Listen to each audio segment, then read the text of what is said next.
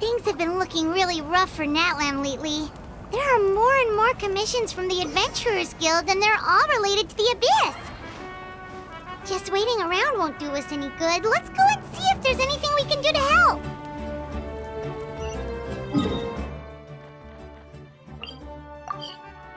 I see.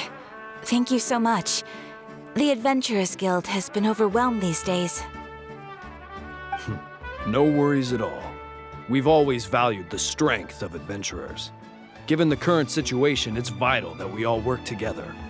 Since we're facing the same enemies, I'll send you the intel we've collected on the Abyss so far. Then we can take a look at how to coordinate our efforts. All right.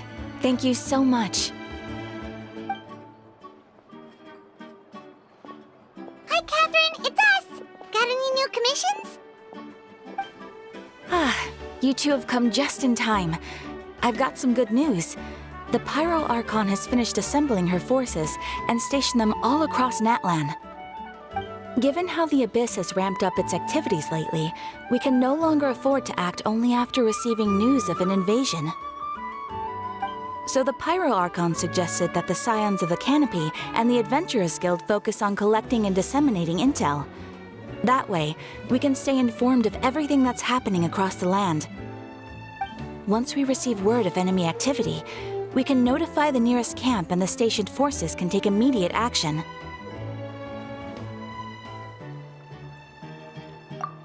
Yes, precisely. This should also allow us to focus on gathering information rather than running around and trying to tackle everything at once. So please also take a chance to relax, you two. You've been working hard these days, and this will be a good opportunity for some well-deserved rest. So that's the plan. Whew, we can finally stop and take a break. Paimon knows that. It's not like Paimon just wanted to lay here and do nothing. The movements of the Abyss are always unpredictable. There have also been times when it suddenly became more active in the past. The people here generally see it as something like an acute natural disaster. Once the disaster is over, everyone will return to their normal lives. We just all hope that day will be sooner rather than later. Oh, right. Most people have no idea just how bad the situation has gotten in the Night Kingdom. Huh? Is that the Traveler and Paimon? Hello! Oh, hey, Kachina! Are you feeling better now? Yep. Now really isn't the time to stay home and recover anyway. I wanted to do something to help. I heard that the Pyro Archon is gathering warriors to be stationed in the more remote areas. So I came here to sign up. Don't think I haven't heard about all the things that you've been doing. With everyone working so hard, I've got to do my part too. Oh, by the way, Shilonin told me that she was ordered to forge you an ancient name. She said that she's all set and we can head over whenever we're ready. Wow, so we'll finally get to meet Shilonin, the legendary forger of ancient names. Paimon still can't believe anyone could forge those things. Shilonin is a true master. Not only can she forge ancient names, but also all sorts of new and fun things. She's always got a pile of commissions on her plate, so you usually have to wait a while before she finishes something. In this case, though, she's completely cleared her schedule just to work with you. She wants to give your name her full attention. Well, I've already signed up as a warrior, so all I have to do for now is wait for my assignment. If it's okay, maybe we can go to see Shilonin together? She wouldn't turn me away, right? I mean, I hope she wouldn't. Hey, have some confidence in yourself, Kachina. After all, you're already a victor of the Night Warden Wars.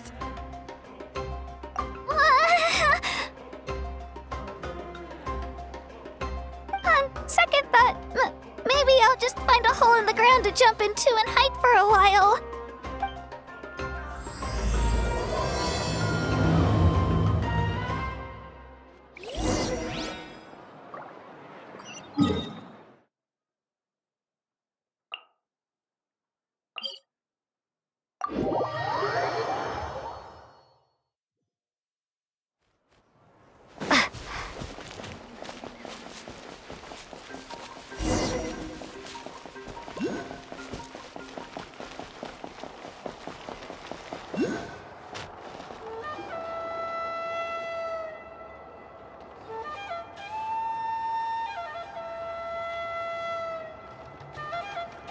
Shilonin, I brought the person who needs an ancient name. She's super amazing, and I've already learned tons of stuff from her. I can vouch that she's really worthy of a hero's name. Ah, yes, so I've heard. So young, and yet you've already got quite the reputation. Wait, are you Outlanders? Yep, we're travelers who just arrived in Natlan not too long ago. No, I mean, I was aware that you're travelers. It's just no one told me that you're Outlanders. Huh? You're saying the Pyro Archon didn't tell you? No, the only thing she said is that a new hero had pledged herself to the plan, but we need to forge an ancient name to ensure she'd be able to return safe and sound. And she did mention that it would be quite difficult to forge an ancient name for them, but at the time, I thought she was just commenting on my skills. But I seem to understand where the true difficulty lies now. Are you upset? Oh, I wouldn't go that far. I'm used to it, really. I just need a moment to process things. The Pyro Archon's requests are always difficult to fulfill, and we used to argue a lot. Honestly, it's probably for the better that she didn't bring this up at the time. Anyway, I can't argue with her if she isn't here, and it'd be pointless to take my anger out on someone else. But, just because I understand her rationale doesn't make me any less upset. After all, she must have known that forging an ancient name for an Outlander is an impossible task. It's impossible? As you probably know, an ancient name is a symbol of a hero's spirit and glory, which grows even richer and heavier as generations of successors inherit it. We forge ancient names by engraving the heroic deeds of an individual who will become the first hero of that particular name.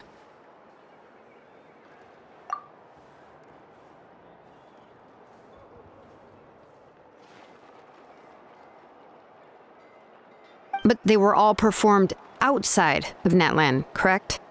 Yeah, that's right. Then those deeds haven't been recorded by the Night Kingdom. To take it one step further, even if you had performed heroic deeds in Natlan, as an Outlander, your actions still wouldn't have been recorded by our lands. Only memories and experiences that have been acknowledged by the Wyab can be used as a basis for an ancient name. Even the greatest of craftsmen cannot create something out of thin air, you know. That's just how it is. Seems the Wyab don't want just anyone to get a name, huh? Mawika, of all people, should know better than anyone, yet she's still entrusted the task of forging the ancient name to me. Oh, Paimon gets it. Nobody's happy being asked to do the impossible. Why do I feel like this has happened before? I think last time, Shilonin just ended up running dozens of laps around the hills nearby. Ugh, don't remind me. Let's just focus on how we can pull this off. How to achieve the impossible. You mean you're already willing to accept the task? Well, what else can I do? What's happened is already done, and it's not like I can outright defy the order of my Archon. If she gave me this order, then she believes the ancient name is an indispensable part of her plan, and that I'll be able to find a way to make it happen. In other words, the order is an affirmation of my abilities. Whoa, not only has she accepted the task, but now she's looking for silver linings? Yeah! Let's see if we can find some special way to pull this off. If we really can't make it work, I'm sure we can still go back and talk to the Pyro Archon, right? The key is getting the Wyab to somehow acknowledge the traveler's existence and record her heroic deeds. We heard the voice of a Wyab when we were in the Night Kingdom before. We even had a whole conversation with her. If we can talk to her again, maybe we can figure something out together. Well, every tribe has their own YAB. How do we know if the one you met is indeed the best one for us to talk to? Plus, considering the unprecedented nature of this situation, I have a feeling that the acknowledgement of one YAB alone would probably not be enough. I don't know. That requires a level of knowledge that I do not possess. We need to find a consultant who's an expert on all things Night Kingdom and YAB. The first person who comes to mind is Lali at the Masters of the Nightwind, the one we call Granny Eatstali. Oh, we've heard that name before. We used her Spirit Speaker's Stone to find Kachina's ancient name. A person who can make something like that must be pretty impressive. I'm unsure she'd be able to help.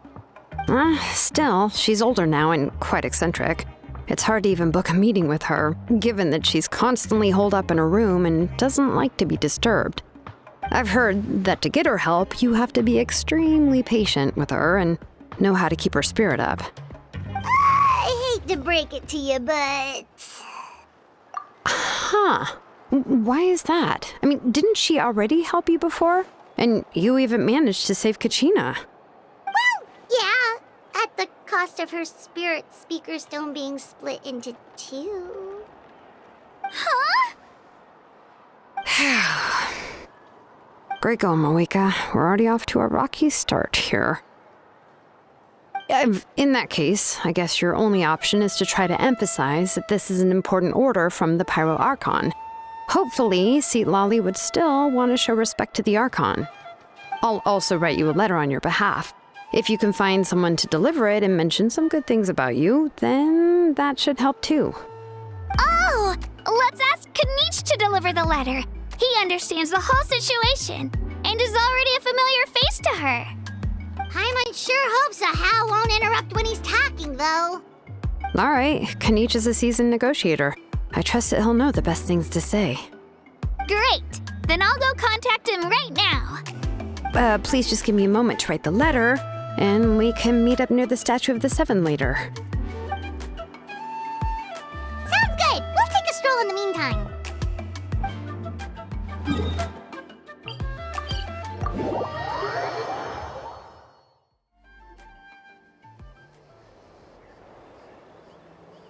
We meet again. Kachina told me everything.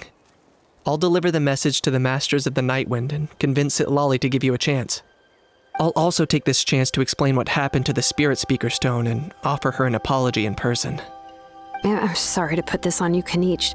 It's just that you're probably the only person who knows how to deal with her. It's alright. We're all working for the sake of the Pyro Archon's plan, after all. Everyone here understands how dire the situation has become. Oh, wait, so Kachina and the Traveler also know about the plan? Because we all saw a hero of the past rematerialize right before our eyes. And then Mualani said that a ton of knowledge and memory suddenly flooded her brain. The Pyro Archon explained everything when we came back from the Night Kingdom, including the reason behind the appearance of the hero, as well as the current state of the Night Kingdom. Right. She mentioned there are 6 heroes and that Shilonen is one of 4 that have already been acknowledged. Oh, well, then I suppose there's no need to keep any secrets between us. Having companions walk by your side is perhaps the best solace when facing such a bleak reality. I have another piece of intel to share. We've pretty much identified the person who rescued the captain in the Stadium of the Sacred Flame. His name is Auroron, and he also hails from the Masters of the Nightwind. However, he spent most of his life living out in the wilderness by himself, away from the rest of the tribe. That's why his disappearance went unnoticed. By the time Lali finally realized that he was gone, no one had heard from him for quite a while. Lali knows him too? That's right. Auroron was an orphan raised by the chief of the Masters of the Nightwind and many other kind-hearted people in his tribe. Still, he's had something of an odd reputation his whole life. Odd, huh? Given how the Masters of the Nightwind love to babble about dreams and revelations, they're already a pretty strange bunch to most. I've never met Auroron, but If they consider him the odd one, he's got to be pretty far out there. That's right. So in that sense, Auroron and Citlali actually have quite a bit in common, which is why they get along pretty well. Makes sense. But Paimon wonders how Citlali could be the first one to notice Auroron's disappearance if she spends the whole day in her room. As of now, we still haven't been able to confirm whether Auroron joined the Fatui voluntarily, or if he was coerced. Citlali is probably eager to prove that Auroron hasn't betrayed his people.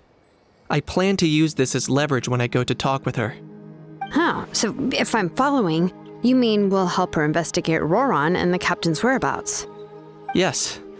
If you're all on board with the idea, then it becomes a mutually beneficial collaboration, rather than just a one-sided request. Even though I don't think Citlali is the kind of person to turn down an order from the Pyro Archon, working together with us will help her focus and not get distracted by the whole Auroron situation. Yeah! Plus, we kinda owe her one anyway to make up for breaking the spirit speakers down. This is a pretty well thought out plan, as expected of Molly Poke Nietzsche. Then, I'll leave my letter to you. Let's hope Citlali can meet at the stadium in 2 days. Sure. I'll head out right away. Take care out there, Kaniche. I'll be heading back as well. There's still a few things I need to pack. Okay, then let's part ways for now. I'll see you in a couple of days.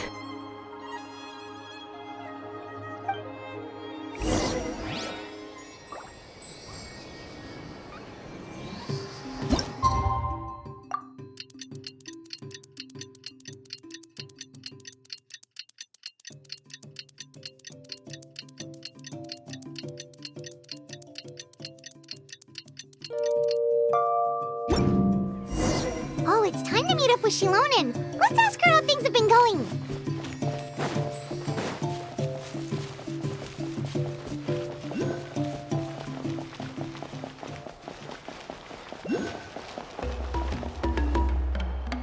Hey, Shilonen, how's everything going? Oh, hi, Traveler and Paimon. I have bad news. Citlali did not reply to our request, although I suppose I'm not too surprised. Huh? You mean she didn't even bother to give Kaniche a response?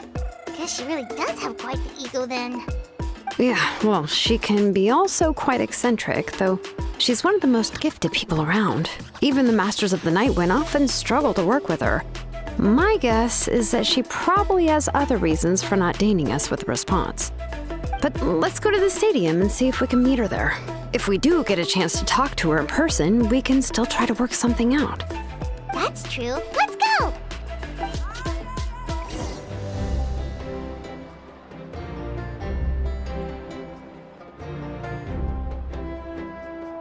Paimon doesn't see anybody. Seems she's just not gonna show up, huh?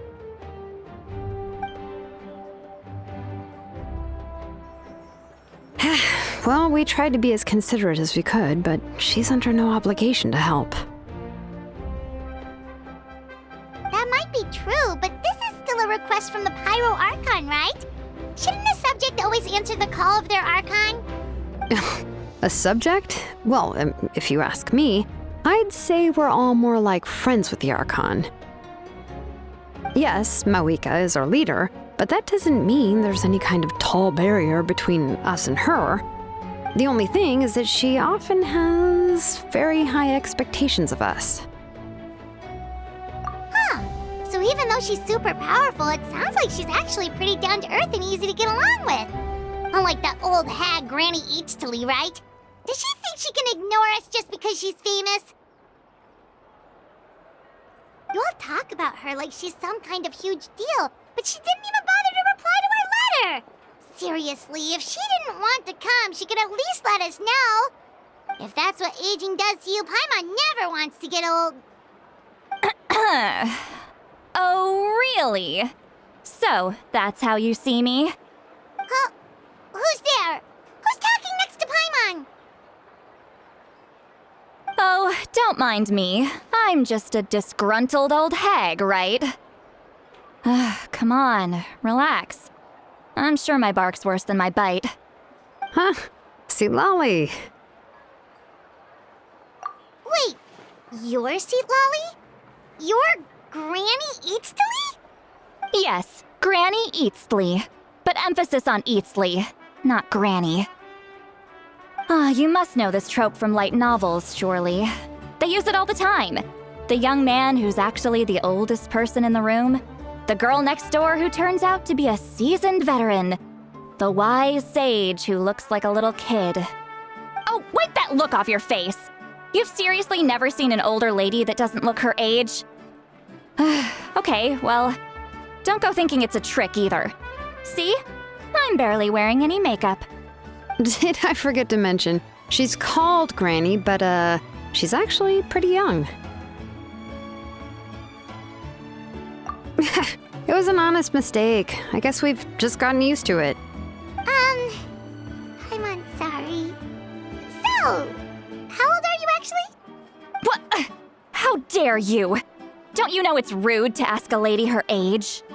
Paimon really didn't mean to offend you, it's just that your case seems really unique. Oh, Paimon just wanted to apologize, but now she's putting more and more of her foot in her mouth. Really, Paimon just got a little mad since we thought, well, you were gonna leave us out to dry. It was my idea to invite you here, Seat Lolly. So if you're upset, you can just take it out on me. All right. I was only joking. I didn't mean to chastise anyone. There's really no need to take all this so seriously. If anything, I'm gonna feel awkward if we keep this going. I received Kenichi's letter and was planning to attend this meeting. Since I had already decided to come, I figured there was no need to draft a reply that simply said, "Understood." Besides, just showing up is the most important part, no? But, of course, it's also natural for people to get held up by one thing or another as they're trying to leave the house. It certainly was a bit awkward to see that everyone else had arrived before me. At first, I was thinking of quietly sneaking over, but since you were already here waiting for me, I started to think about how I should phrase my apology. Only to hear you all talking smack about me. Anyway, that's the whole story. Honestly, it's not like I owed you an explanation anyway.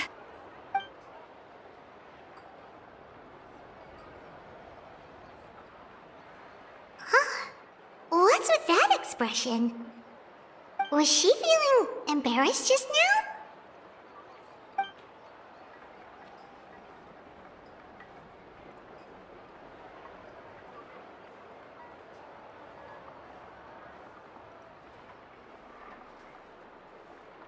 When the Masters of the Night Wind say they struggle dealing with her, I wonder if the feeling is mutual.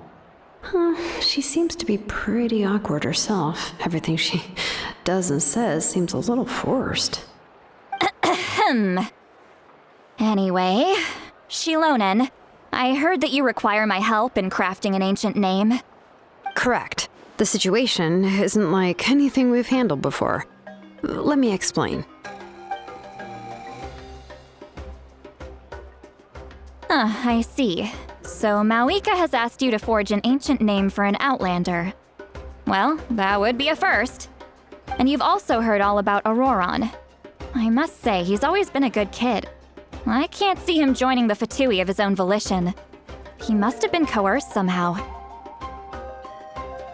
Yeah, that's what we came here to ask you. We'll help bring Auroron back if you help us solve the problems of forging the ancient name.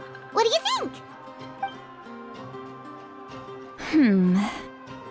I suppose I'll just call you Traveler for now. Traveler, come here. Let me take a good look at you.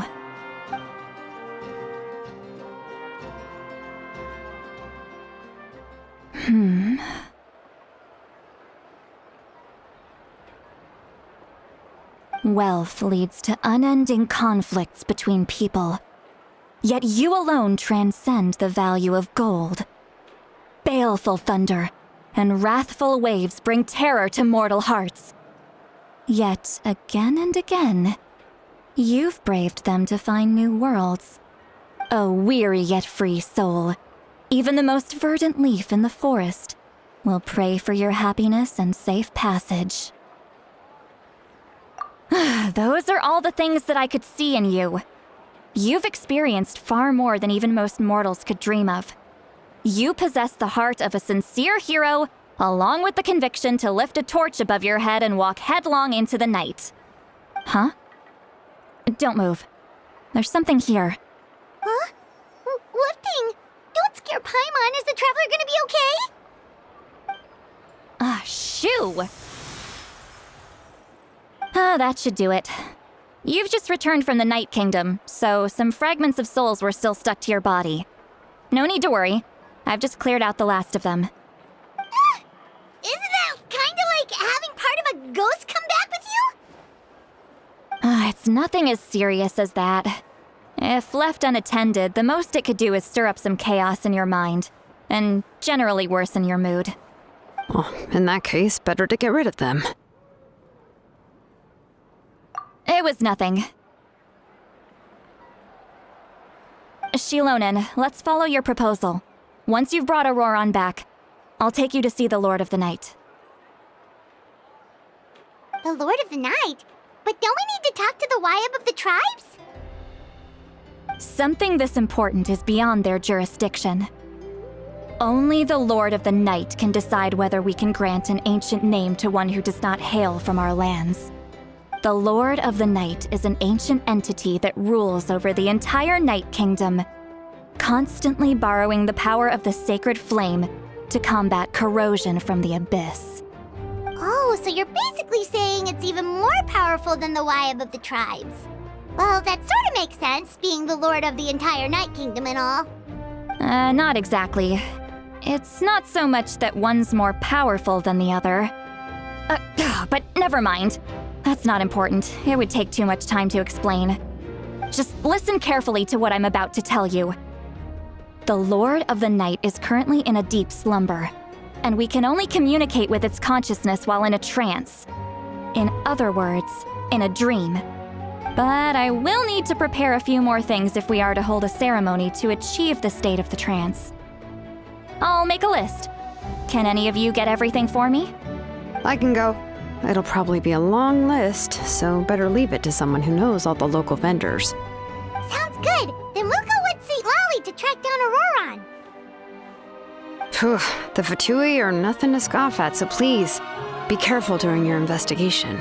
If you need any help, just come find me. Yep, we'll be sure to play it safe.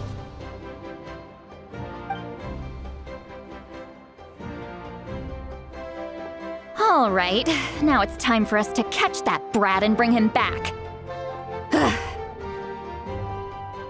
I'm sorry I made you wait earlier. It was actually because I decided to swing by Auroron's place to look for clues. He has always lived alone, and I found a broken jar in his house. There was also something off about his phlogiston aphids, which I assume is because their keeper has been gone for quite some time. And interestingly enough, I saw some slash marks in the house that did not match any of our local weapons. My guess is they were left by Snezhnayan arms. Oh, sounds like the Fatui broke into his house and took him hostage. But why would they kidnap a kid who just spends his days living in the country and raising aphids? He's only in his 20s. What would they want with him? That's not to say that I believe he's totally innocent, of course. Since he's the only one who was kidnapped out of everyone in Natlan, he must have done something to attract their attention. In any case, we'll get to the bottom of this once we manage to get him back here. I'm truly sorry to put you two through all this trouble with me. But please help me get him back. You can count on us! All right, then let's start by heading to where Auroron was seen last.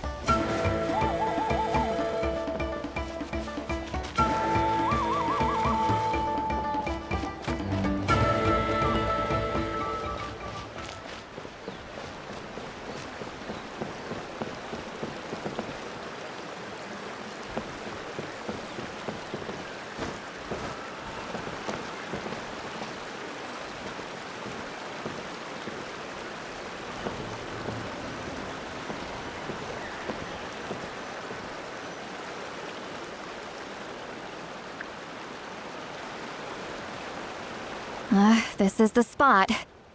An eyewitness claimed to have seen Auroron speaking to some Fatui soldiers here. I don't know how much you're willing to believe me, but Auroron really is a good kid. I see no reason why he'd suddenly get involved with the Fatui. I'm convinced that what the witnesses saw was actually the Fatui coercing him, or perhaps trying to extract information. However, I doubt anyone would believe me, given there are no signs of a fight. Didn't Kanich say that she's a big name in Natlan?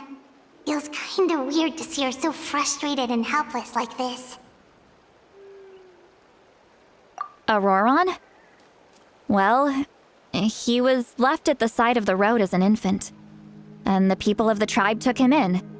You could say that everyone had a hand in raising him. He learned a lot from us, and once he reached adulthood, he built himself a house out in the countryside. He spends most of his days growing vegetables and raising aphids, living off of what he harvests from the garden. He's always been such a good kid. He would even get his friends to deliver whole bags of fresh produce to my place.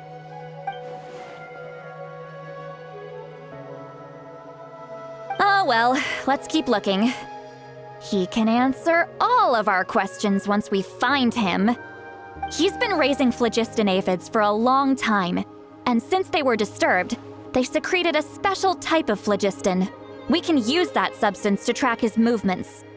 Let's follow the phlogiston trail. Huh? What trail? Paimon doesn't see anything.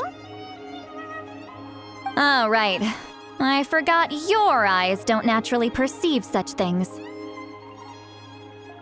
Here, give me your hand.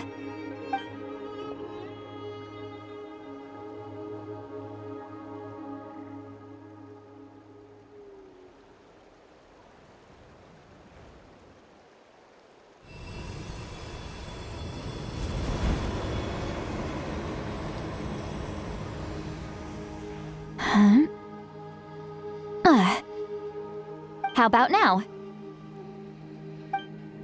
What do you see?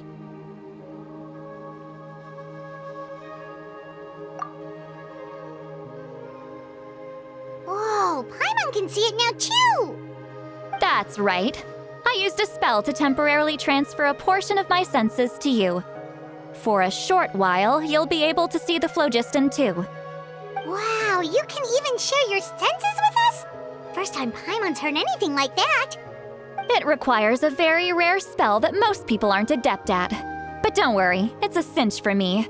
Between the two of you, it seems the Traveler's senses are a bit stronger than Paimon's. When I held your hand just now, I could sense that you've got a great affinity for phlogiston. You're extraordinarily gifted. Anyway, we'll need to use our vision now to track down Auroron. Good luck, you two. Over here, this way! See, Lolly might say a lot of deep and confusing stuff, but this spell of hers is really something. What was that? Oh, Paimon was just complimenting you, really.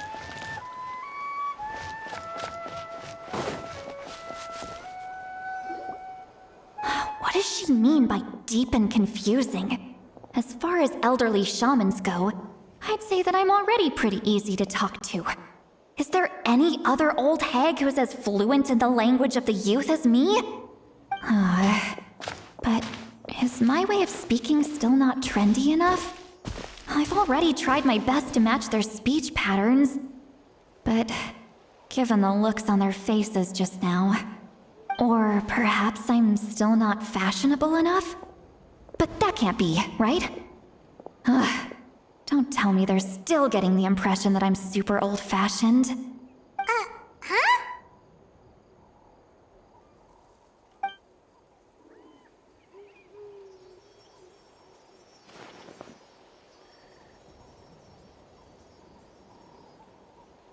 Was that Seat Lolly's voice?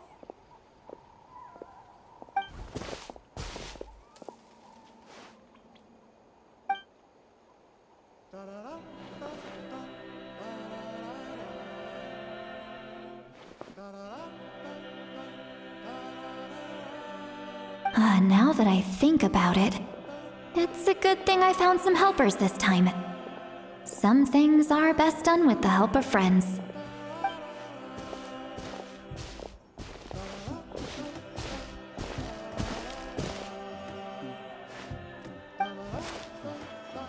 Oh? They appear to be feeling quite confident. Looks like our work will go smoothly.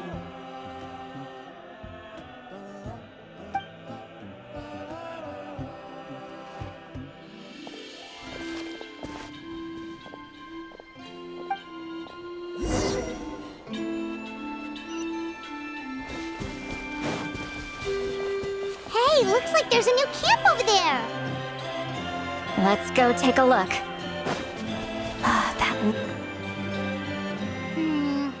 Yep. Judging by Paimon's experience as a guide, it definitely looks like people set up camp here. Wait. The phlogiston here is a bit odd. Let me see.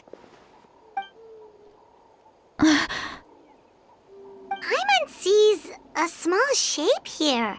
Could it be some sort of symbol? This is a distress signal for the Masters of the Night Wind. Only someone from our tribe would recognize it. So Auroron was indeed being threatened. We've got to find him, fast. Leaving such a subtle mark implies that he was trying to be discreet. In other words, he was probably under the Fatui's watch. If they notice us, we can just charge in and fight them to the death. But what if my darling grandson is also there? I can't have him caught in the crossfire. No, I've got to be careful. Otherwise he'd get hit as well. How annoying. No, I've got to stay calm and keep my composure.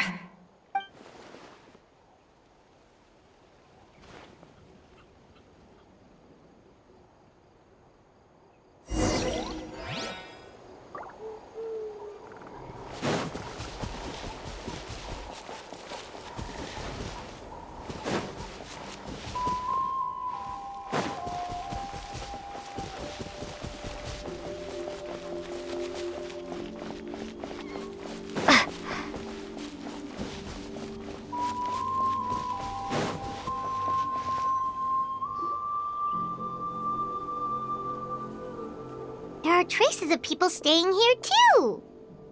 Wait a second. The phlogiston around here is jumbled up. I can also smell a mix of elements in the air. Pyro, electro, and some other elements as well. Kanich told us that you were super amazing. No wonder you can sense so many more things than us.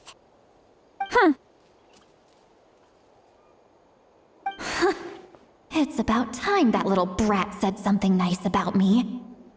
There are signs of a struggle here. Judging from what's left on the scene, there must have been a fight. But after that, the factions seem to have gone their separate ways. Both the phlogiston and the elemental traces in the air support that. Do you still remember the little mark we found before? Paimon's thinking, what if Auroron wanted to leave another distress signal, but was caught by the Fatui?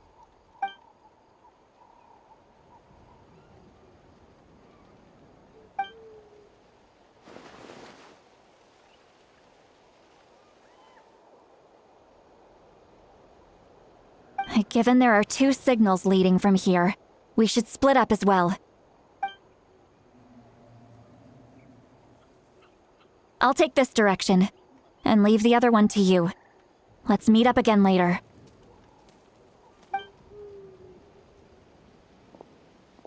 Auroron, what the heck were you doing? It's one thing to trouble me, but now I had to bring other people into this as well. You little brat. And off she goes! Traveler, did you hear all of that as well? Once Seatlolly left, that voice went away as well. Paimon even tried calling her name inside Paimon's head, but there was no response. So you were thinking the same thing! Paimon also thought that if we could hear what she was thinking, then she could probably also hear what we were thinking in our heads. She did say that she was quite adept at this spell, And it doesn't sound like she's had any trouble with it in the past. Huh, maybe we're a special case and can hear her thoughts as a side effect. If you think about it, she's really got a lively inner world. It paints quite a different picture from Paimon's first impression of her.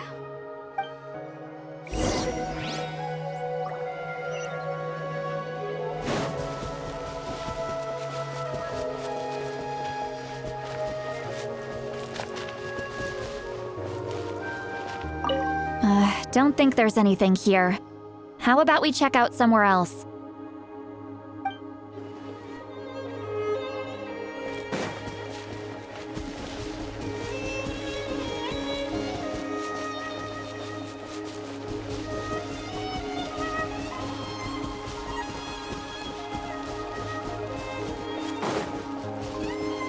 Paimon sees some traces here.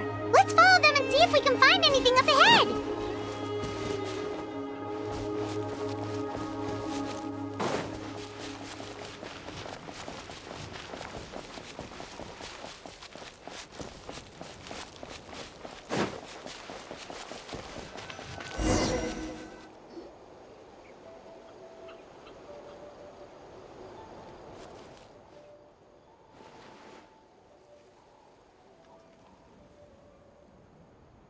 Did you find something?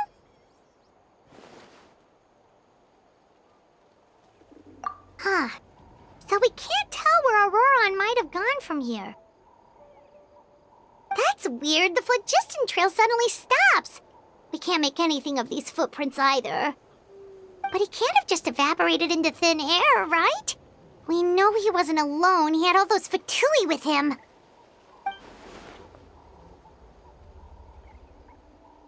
So, you can hear the sounds of the wind from beneath the earth.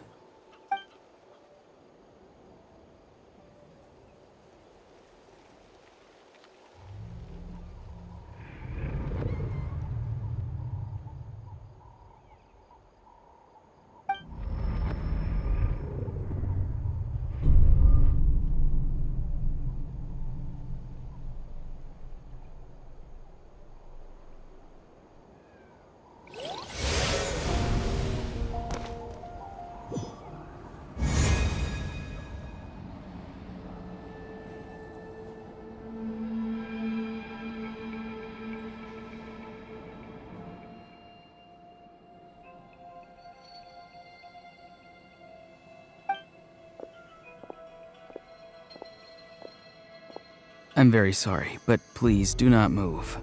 I have no desire to hurt you.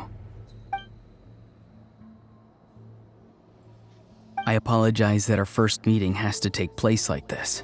It's just that you're much like one of those animals with ears that perk up as soon as it senses danger in their environment. And given your combat proficiency, I would not have been able to gain an advantage over you if you were anywhere else in the world.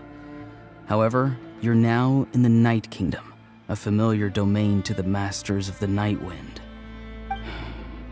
Hello, traveler. I'm Auroron, the one you've been searching for.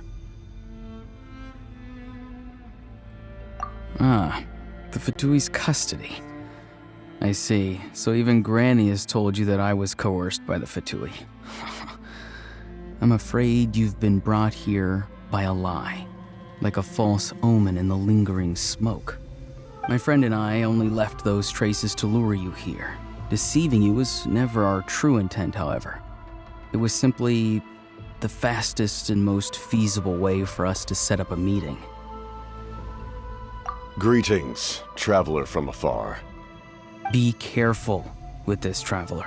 Her soul is temporarily restrained by us, and it appears to have become more fragile in the process. It's taking all my concentration to hold on to her. It was I who tasked Auroron with leaving the traces to lead you here, and I who used the Master's ritual to bring your soul to the Night Kingdom.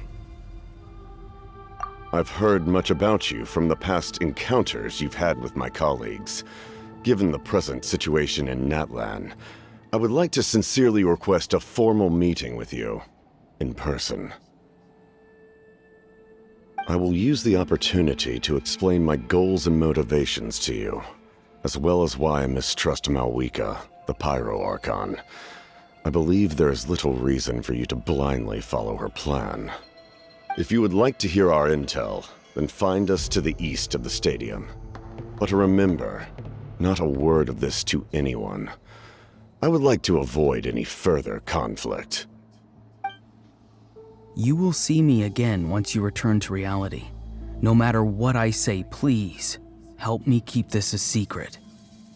This is all to avoid dragging Granny into this conflict.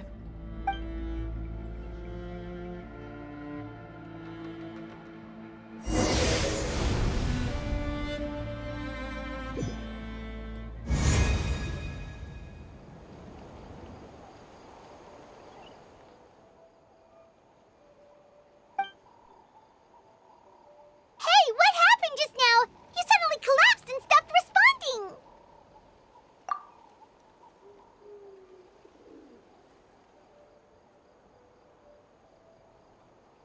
Hey, why are you sitting on the ground? Are you okay? See, Lolly! She froze for a moment and then just collapsed to the ground. Could it have been those leftover remnants from the Night Kingdom? Do you have any itches or pain anywhere? Don't worry. We can take a short break. Sorry, I know I asked for your help. But had I known you were feeling unwell, I wouldn't have taken you on this trip with me.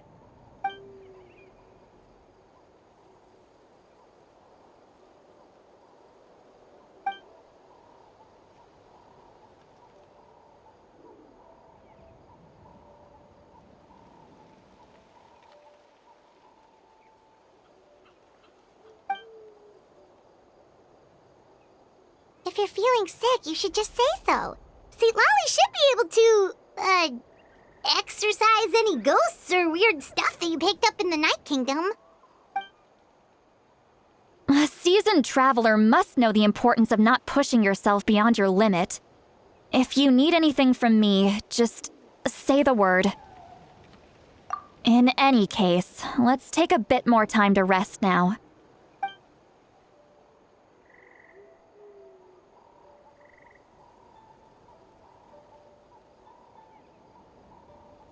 Need to be more careful next time. Feeling better yet, Traveler? All right, let's get ready. I followed my phlogiston trail earlier to a stronghold guarded by soldiers. I have a feeling that Auroron is probably being held inside. Oh, so it's close by. Then let's head over right away. Well, I recruited you to be my helper, which means we're in this together. Like the wind and the clouds.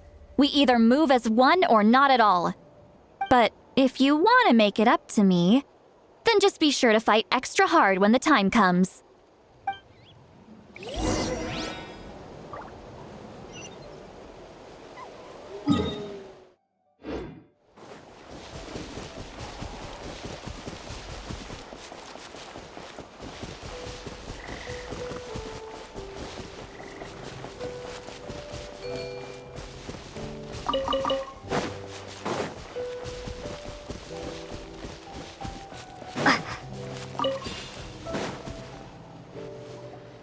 Look over there. Huh? Paimon thinks she sees someone in the middle of the camp. That's Auroron. So he really was taken by the Fatui.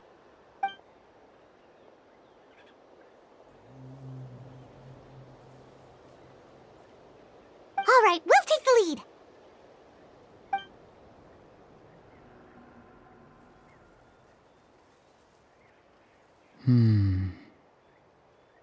Hey, quit daydreaming. Don't you have work to do? I cannot see the sun. What? Without the sun, I cannot see the truth.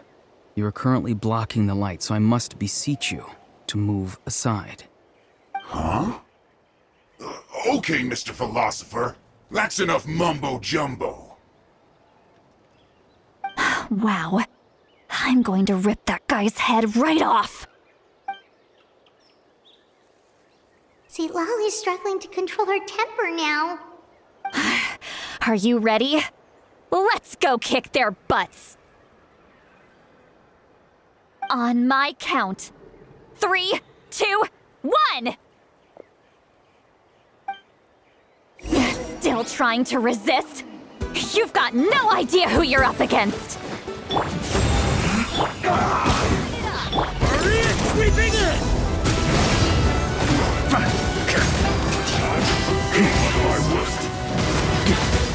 Off the ante!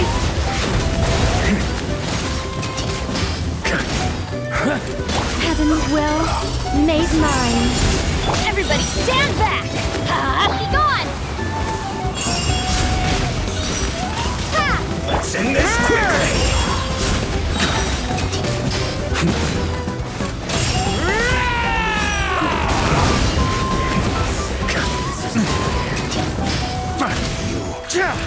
Run from death. Such defiance. Can't run!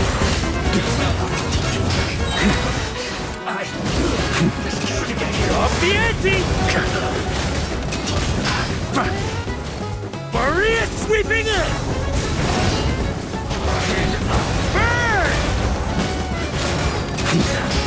Finally, some quiet. Auroron! Granny! Paimon knows she's called Granny Eats to Leave, but it's still kind of weird hearing someone actually call her Granny. And greetings to you too, other Granny. What did you just call her? Granny. Is that not right? You are Granny's friend, are you not? You seem to be approximately the same age as her, so I figured you're also a Granny. How many times have I told you? It doesn't work like that. There are a lot of people who look about the same age as me. You can't go around calling everyone Gramps or Granny. Oh, wait. He's not a child, is he? Don't tell Paimon he's one of those people who look like an adult but are actually only 8 or 9 years old. Oh, your words have pierced my heart like a thorned vine. Given how hard those thorns are to remove, I may just need to find a pair of tweezers. Why are you so upset? You can just say yes or no. Of course I'm not a child. It's just Granny always taught me to show gratitude where it's due. And since the Masters of the Night Wind raised me collectively, I basically see everyone above a certain age as an elder I should look up to.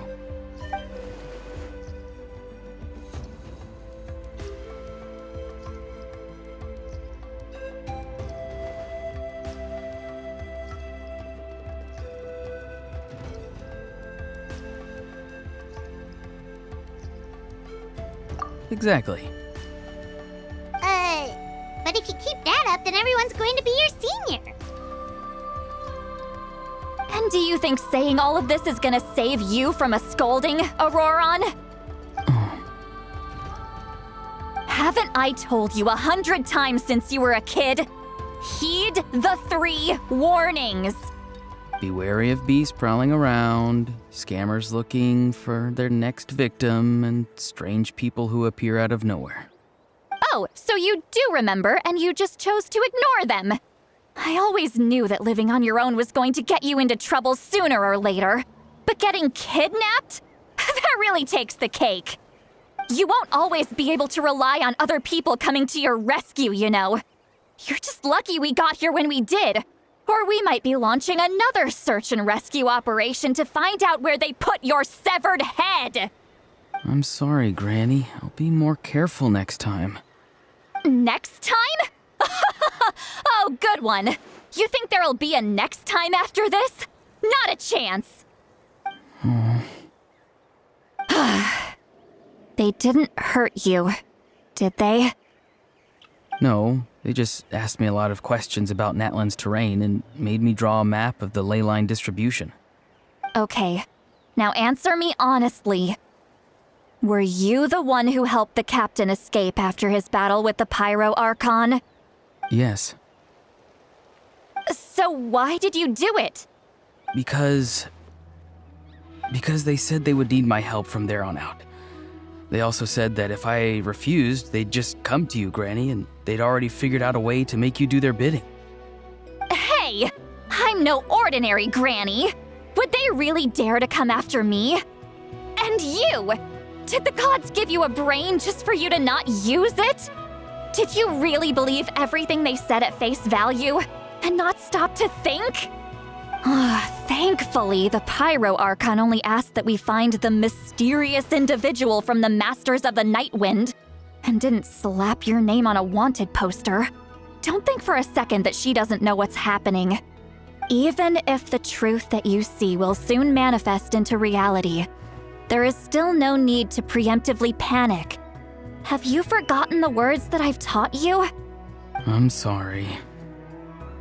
Forget it. We can submit the details of this camp and the defeated Fatui as evidence of your innocence. Let's clean this place up and get back to the city. Auroron, you better remember this lesson well and seriously reflect on your actions. Also, once we return to the city, come to the speaker's chamber with me. I'll need you to explain everything. Sounds good. Should I bring some of my homegrown vegetables as well? Your vegetables? Yes. I grow a lot of fresh produce in my garden. I hope the Pyro Archon won't be too picky about the selection. Now's not the time to be thinking about that. If you do come face to face with the Pyro Archon, the first thing you should do is... Recite the 3 warnings. Huh? No! You should emphasize that you were not in cahoots with the Fatui! How exactly did the Masters raise this guy? Oh, right.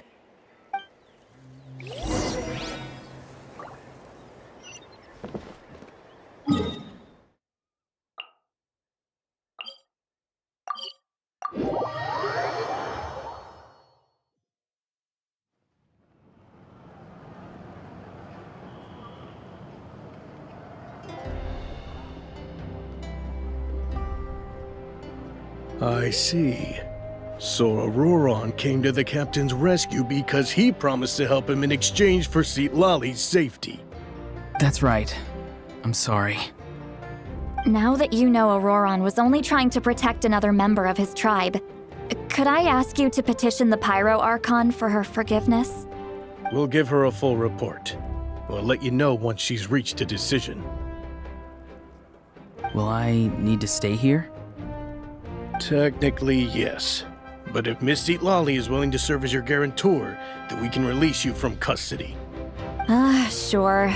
I'd be happy to do that. I don't have any more time to waste here. I still have other things to do. Understood. Thank you very much.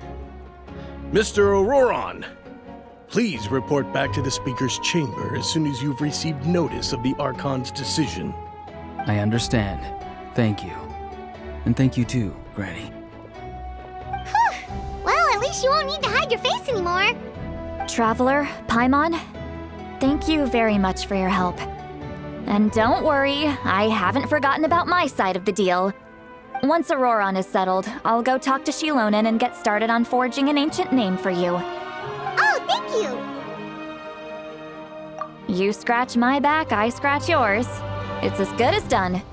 You can just go twiddle your thumbs or something while you wait for the good news. Bye for now. Come with me, Auroron. We've got to find you a place to stay for the night.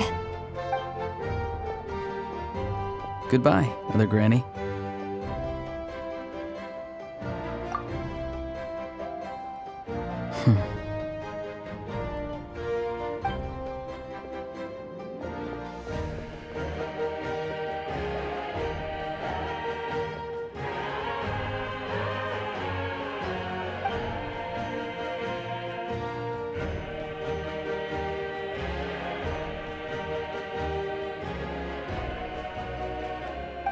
We're finally done. All right, it's time to find some grub. Huh? What is it, Traveler? What? That captain? Sorry. Paimon just didn't see that coming. So you really saw him in the Night Kingdom? And he didn't attack you? Oh, that Auroron, what is he up to? He sounded earnest enough just now. Paimon would have never guessed anything was happening. All that stuff about protecting Seat Lolly and being forced to help the Fatui when he's actually been a willing accomplice all along. Yeah, you're right. Still, Paimon appreciates you telling her about this. Paimon will support your choice no matter what, so if you want to go, we can go together. We still have another whole day before the meeting, so we'll just meet with them when the time comes.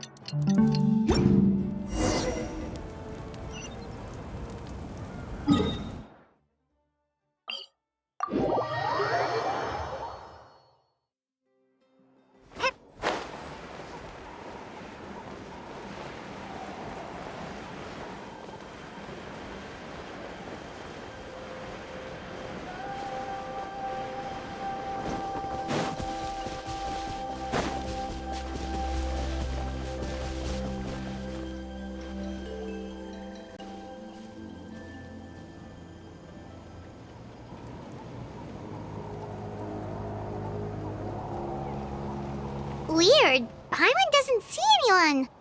Oh, please don't let this be a trap.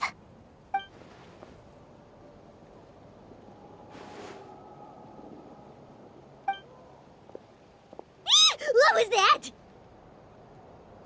Good evening. Nice to see you again.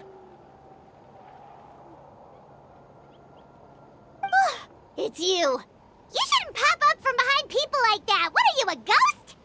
I'm terribly sorry. It's just a force of habit. Ugh, and what's with you apologizing all the time? You sound so polite and honest, but you're actually doing shady stuff behind people's backs. You're right. Granny tells me that too. Huh. Come to think of it, you remind me of her. Sometimes you two sound really similar, you know. Oh, so you're gonna call Paimon Granny too now? Well, I could.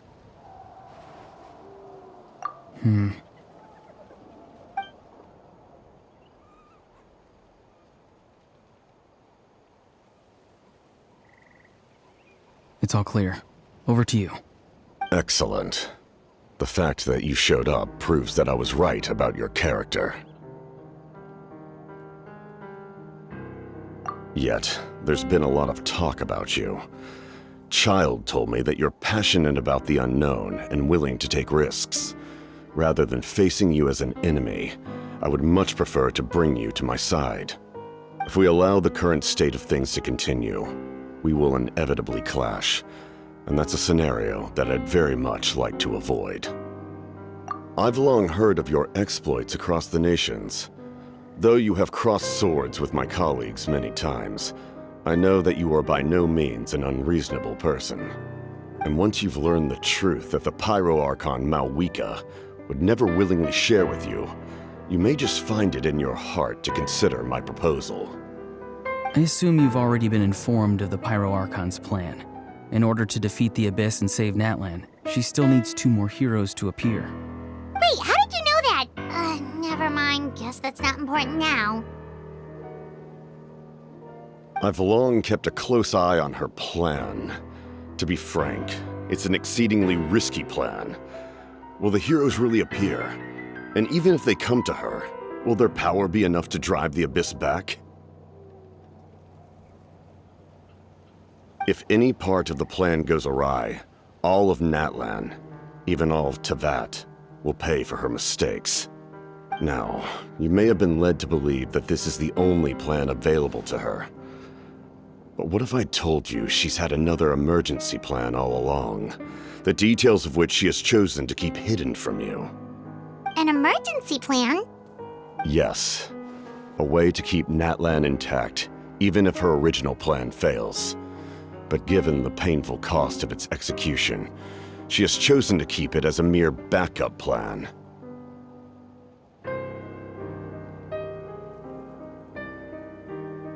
Whether this stems from hesitation, fear, or even naivete, I cannot say.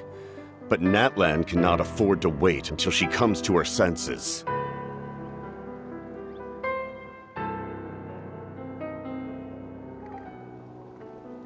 My fear is that given the enormity of the decision, she will be reluctant to confront the dire reality we face until it is too late. There will be no time left to execute the backup plan, and all of Natlan will be lost to the abyss. We have to make the decision for her, here and now.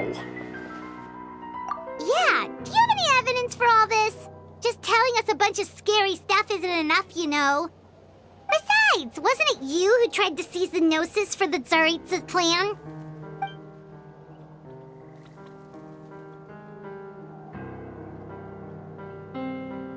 I knew you'd be clever enough to see. That's right. I did not seek the Gnosis for the Tsaritsa. Since I was defeated in battle, I must put to rest my thoughts about the Gnosis. But even so, my desire to save Natlan remains unchanged. And now, I have found a new way to solve the crisis. We can implement it immediately if we reach an agreement.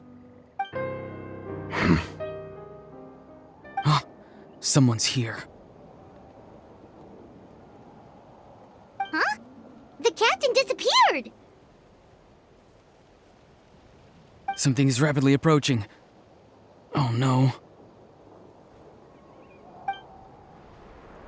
Something? Bad news, chump! It's your granny! See, Lolly! When did you get here? I knew something was amiss after we were separated. Hidden ceremonial tools, an unconscious traveler. I must say, I'm very curious about what you're up to. How dare you go behind our backs like this, Auroron? Colluding with the Fatui? Really? Oh, here we go again. Cat got your tongue, huh? You really think you can avoid a scolding just by staying quiet? I'm not trying to avoid anything. Oh, and now you're talking back. Well, go on then. Explain yourself. What the heck are you up to? I'm sorry, Granny. I feel so guilty. You! That's it! Where are my tools? I swear if I don't teach you a lesson right here and now, I'll... Wait, see, Lolly! Please, calm down. We, still learned a lot of info, didn't we? Like the fact that the captain isn't trying to seize the Gnosis anymore. So, maybe just save the scolding for later, okay? Listen well, Auroron. You're only getting out of this now because of the Traveler's plea. This isn't over. You hear me? You're right, Traveler. Let's go. We can discuss this more back in the city. You two keep an eye on Auroron for me, okay?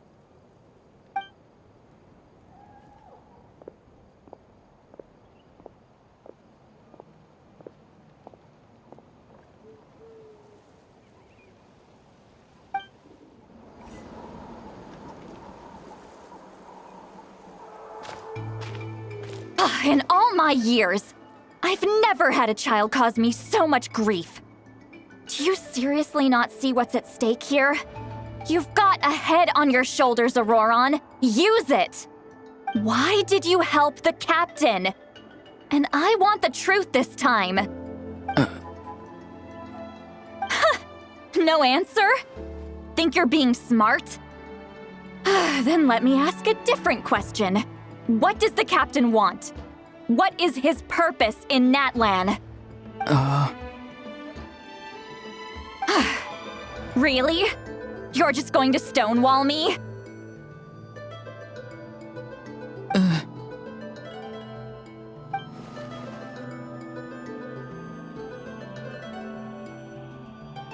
Just use your brain for a second.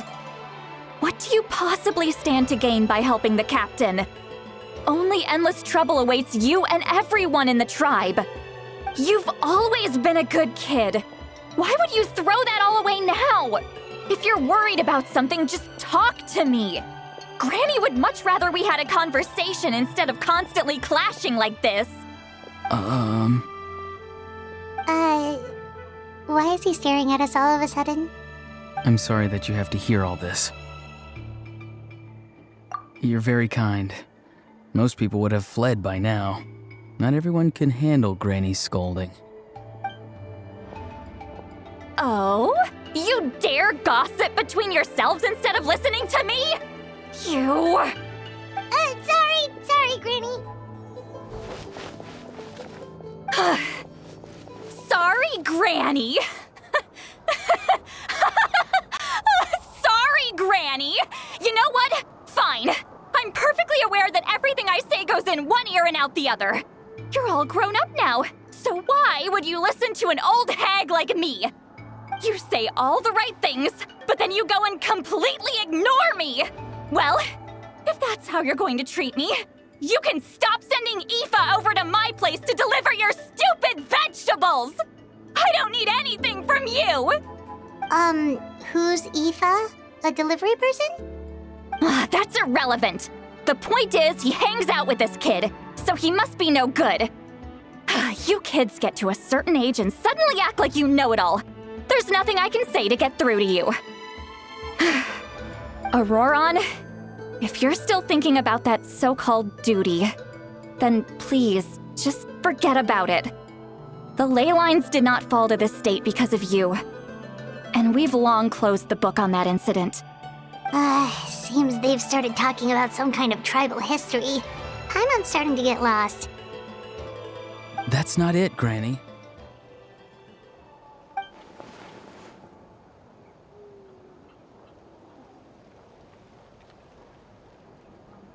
I know you tend to get down on yourself when you're upset, but I can tell I really hurt you this time.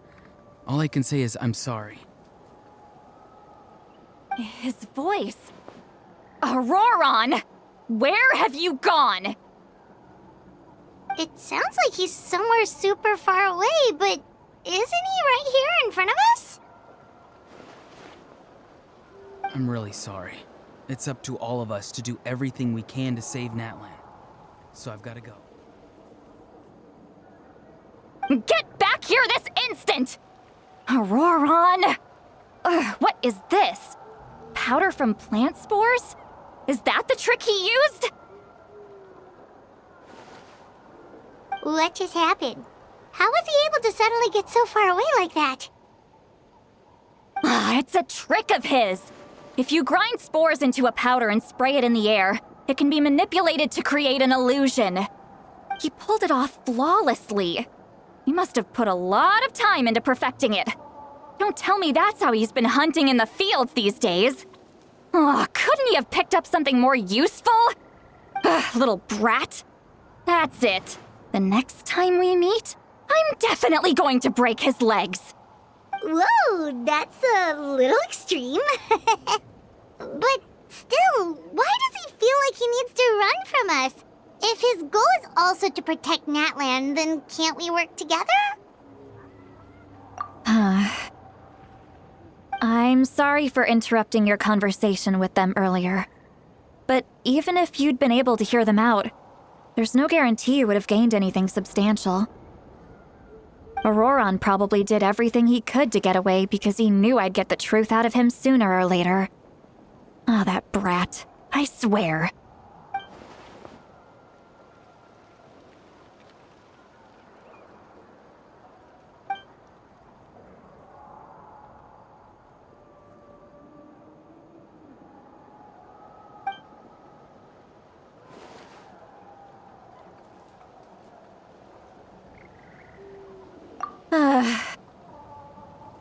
We've got quite a long walk back to the city.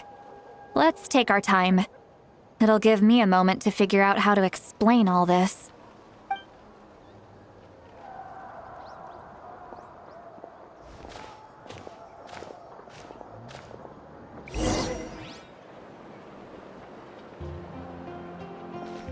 Do you two have some time? Feeling hungry? How about we get something to eat? All right, it's been a while since we last ate. Now that we can relax, Paimon just realized how hungry she is. Then let's go. We can find somewhere to sit down and talk. Food and drinks are on me. How did this become Paimonville? See, Lolly looks quite down on herself. All right. on Paimon this time. What's one meal to the best guide into that? So you can just sit back and enjoy, Sweet Lolly. Paimon will take care of it. Hey, come on now. You won't even let me take you out for some food and drinks? I just wanted to treat you to a meal. Are you sure? We can save you some Mora. Mora is the least of my concerns. Besides, we're definitely due a meal after all the time we've spent together. Let me get this one. I might be an old hag, but I like to think I'm not completely useless. Sure, that's fine with us, but Paimon doesn't want you to be sad, Sweet Lolly. Don't worry. I'm sure a juicy grilled steak will work wonders.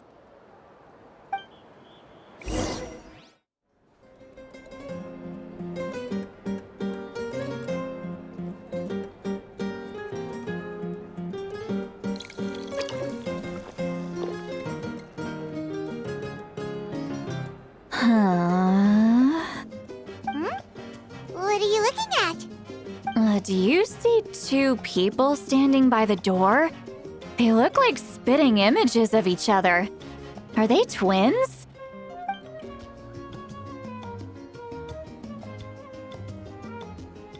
But Paimon only sees one person there. Huh? How could that be? I guess my mind isn't as sharp as it used to be.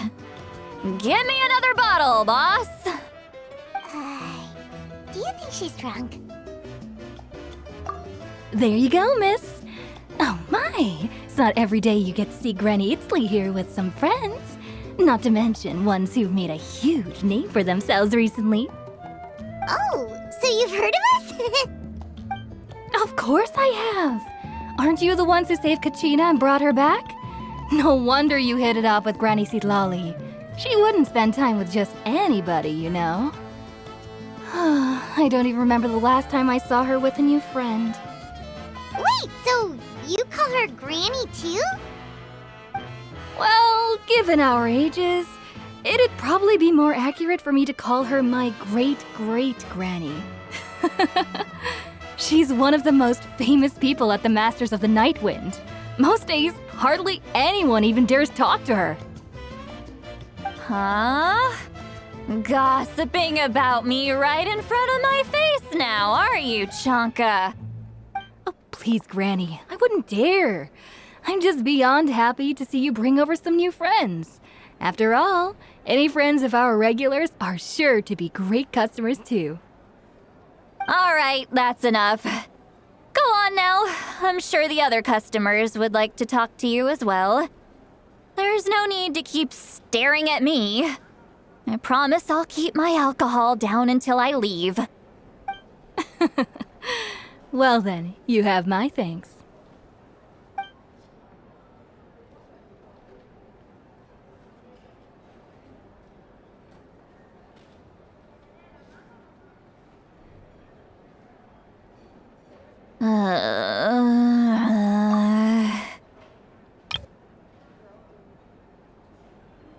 Sweet Lolly? Sweet Lolly? Who's that? You got some gall calling me by my first name.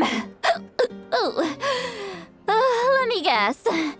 You want to test your skills against Granny Eatsley, don't ya? Are you still with us, Sweet Lolly? You're kinda talking to no one.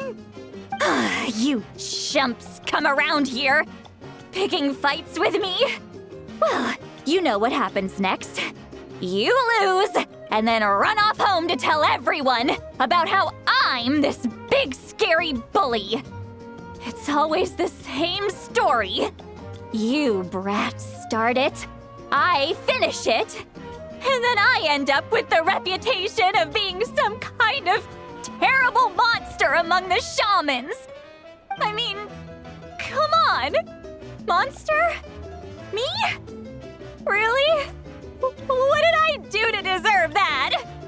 Granny Sweet Lolly, you're not a monster at all. Exactly!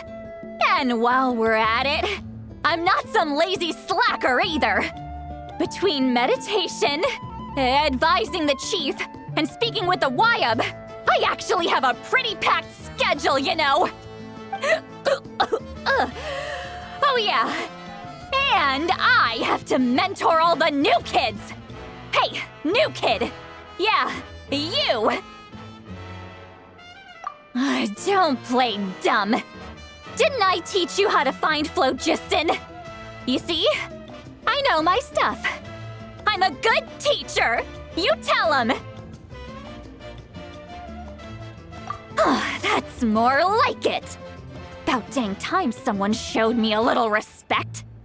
Yeah, Granny's a hard worker, all right. You can always rely on old Granny.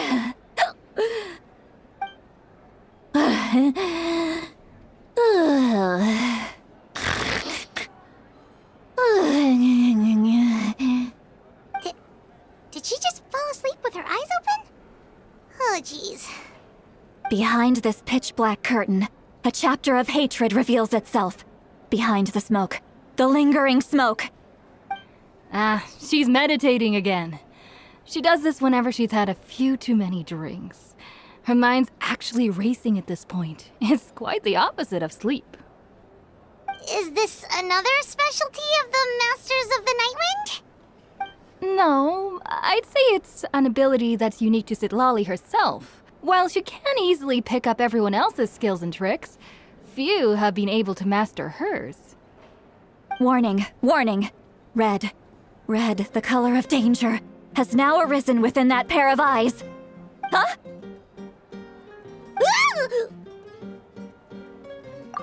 Traveler? Paimon? What's wrong? I'm gonna hurl. Hang on, just keep it in. Phew. Okay, it's passed.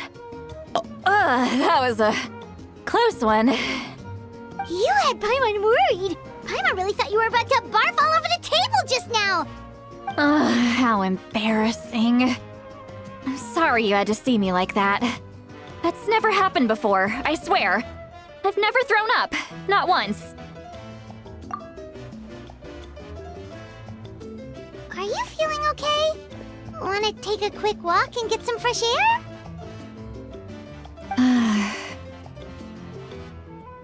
There's so much that I want to say, but I can't. Why not? Of course you can. Just say whatever's on your mind. Please, Paimon, it's not as simple as you think. We've only known each other for a few days, right? What would you think of me if I were to start dumping all of my complaints on you after we've only just met? Oh, Paimon gets it. You're hoping that we wouldn't think less of you no matter what you're about to say. No, that wasn't my point at all! Seriously, don't you youngsters know anything about shame? I'm talking about shame! I've lived all these years and still can't get rid of it! Surely, you know the feeling too? Actually, about that. Huh? Tell me what? Yeah, this is as good a time as any.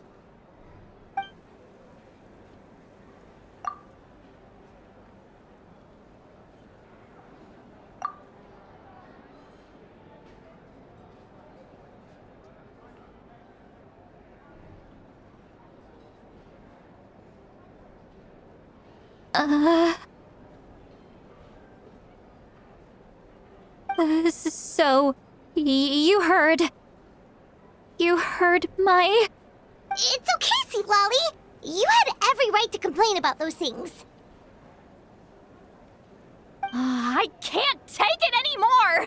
Why do these things happen to me? Hearing me mumble under my breath is one thing, but hearing what I mumble in my own head? That's too much! It's just like when you're rolling on the floor in your pajamas, but you forget to lock the door, and someone bursts in to deliver cabbages and sees the whole thing! So that, happens to you a lot. It happens to people in general, okay? Doesn't matter if you're 200 years old or 1,000 years old. Everyone rolls around in their pajamas sometimes. I was just picking something generic. Take a walk with me. I have things to share with you. Looks like she's completely given up. Like those criminals who just confess everything and accept their fate.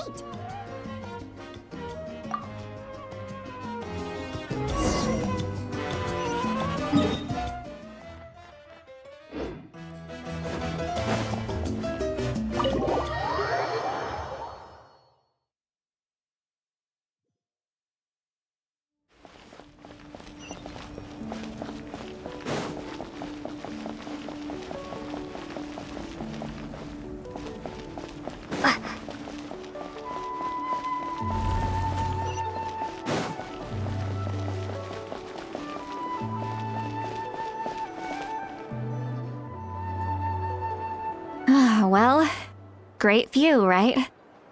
I love coming here by myself. Wow, it's beautiful! You're making me want to cry. Oh no, what do we do? Please don't cry! I was an expression, okay? A figure of speech. I'm just... embarrassed. Here you are thanking me. Even after you helped me all this time. Let's just have a casual conversation. It's easiest that way. Really? You don't seem like the kind of person who keeps things casual. Well, I guess I used to be more of a stickler for the rules. And you're right, I don't usually open up to the people of my tribe like this. I'm just an eccentric old hag to them. That story's been passed down so long, it might as well be true. But you're just a regular person. The kids of my tribe would have a heart attack if they heard you say that. Granny Eatsley is a powerful figure. Be careful around her. That's what they'd say. Well, you are powerful. Are they afraid of you? Some are. Others are mad I always come out on top. A few decades like that, and people stop knowing how to deal with you. What about you? Are you scared of me? We don't find you scary at all. That's because you're not from my tribe. You don't know how many delusions of grandeur I've destroyed just by existing. I make people realize that no matter how hard they work, they'll never become a living legend like me. Oh, not to brag or anything. Maybe it's hard to believe. Just pretend I never said anything. We believe you. Shilonen has full faith in your abilities, and Auroran didn't seem scared of you. He thinks of you as his granny, right? Yes, but Auroran's a special case. Mawika already told you about her plan. And you've given so much help to Auroran and me. You deserve to learn the full truth. Auroran's not like other people. As I mentioned, he was abandoned as a child. The reason being, his soul is incomplete. The Masters of the Nightwind view this as a bad omen, capable of bringing about illness and misfortune. No one knows who his parents were. He was just left on a rock in the wilderness. It's a miracle he wasn't devoured by some wild beast. The Masters of the Nightwind believe they can see human souls. And in Auroran's incomplete soul, they saw a possibility for Natlan. A possibility to turn Auroran into a vessel for lost souls. The ceremony would allow lost souls to gather within him. Auroran would then be sent to the Night Kingdom to return the souls to their rightful place, strengthening the ley lines and completing the ceremony. Wait, that doesn't sound right.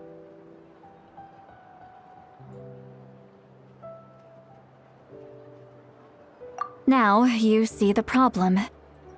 When damage occurs to the Night Kingdom, the souls held within disperse and remain adrift, unable to find a way back to the ley lines. This loss of souls damages the Night Kingdom even further. The ceremony can send back countless souls at once, which would benefit the Night Kingdom and the souls themselves. Of course, the vessel, Auroron, would be sacrificed in the process. I wasn't surprised the chief at the time came up with the plan. The ley lines were already in a terrible state.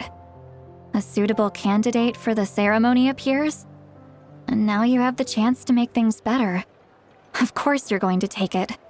When the chief asked for my opinion, I didn't give my approval, but I didn't object either. So they went ahead with the ceremony. It failed, and Auroron escaped with his life. Pathetic, isn't it? By not objecting, I basically gave them the go-ahead. Maybe they didn't have my explicit approval, but it's not like I did the right thing. If the ceremony was successful, Auroron would probably be dead. Of course, in my tribe, death is rarely something to fear. But what kind of message would we be sending by sentencing a newborn to death? By using a human life as a tool? It's not right. So, when I learned the ceremony had failed, I was ashamed by my inaction and absolutely relieved by the result. The plan was never a secret. Or, I guess I should say, there was no point to keeping it a secret. A simple investigation from Auroron would reveal everything. Everyone thought he would be happy he survived, and he never really said anything to the contrary. But just as I was about to put all of it behind me, he asks this question. Would Natlan have been saved if the ceremony succeeded? Wait, but it's not his fault. He knows that, but he still feels guilty. Auroron has a strong ability to perceive souls, more than any of us. He understands just how dire the situation with ley lines has become. Maybe he chose to work with the Fatui because he still thinks he owes a debt to Natlan. I can only imagine what they told him.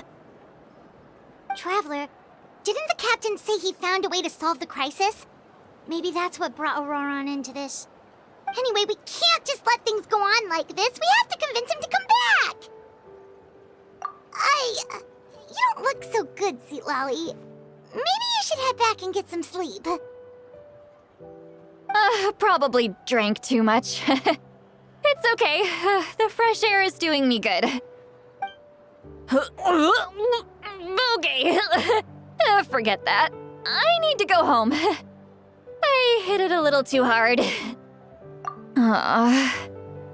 You've helped me so much already. How do I even begin to thank you? Hey, we're friends, aren't we? Besides, you already said you owe us a favor, so you don't need to worry about us. Good point. Well, I'll go home and get some sleep. We can figure out our next move in the morning.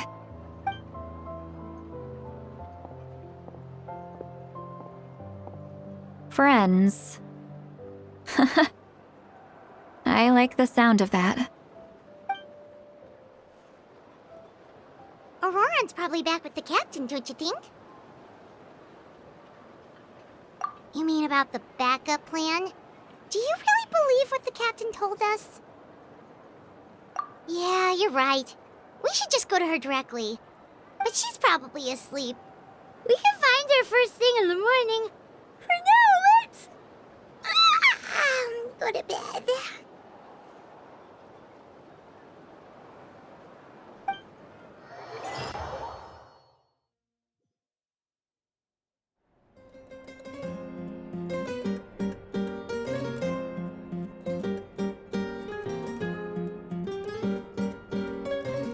Why is it so inside.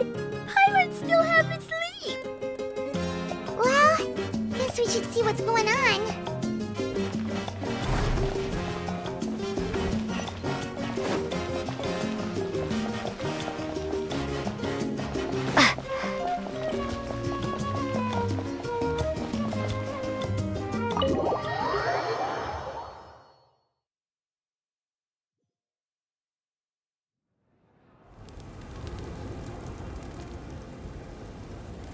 You're already here. I was just about to come get you. Wow, you're up early. That's impressive, especially after all the drinking last night. Let's not bring up last night. I'm embarrassed about the whole thing. Anyway, I was also woken up by the commotion. Looks like all the warriors from the stadium are on the move. I heard many areas have been attacked by the Abyss, including the Masters of the Nightwind. I need to head back right away. The Abyss attacked again? Are you sure you can handle it on your own? Do you need our help? I'll be fine. We also have the support of the warriors stationed at the various outposts. Given the quick response, things shouldn't get too serious. The stadium could always use more manpower, so you should join the forces here. I'm done making excuses for him.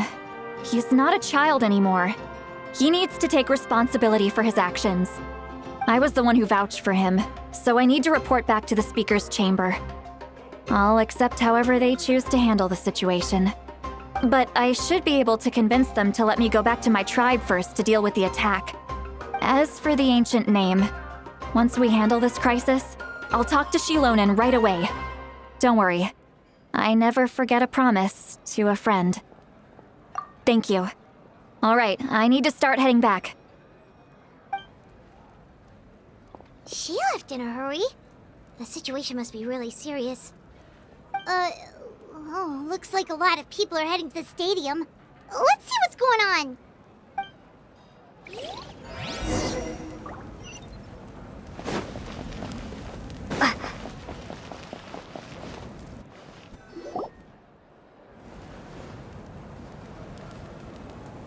Traveler, over here! Perfect. Our star Outlander has appeared. Oh, you're all here! But, what's with the whole Star Outlander thing? Just my way of saying how awesome you are. We've got a real emergency on our hands, so this is the perfect time for you to show off your skills.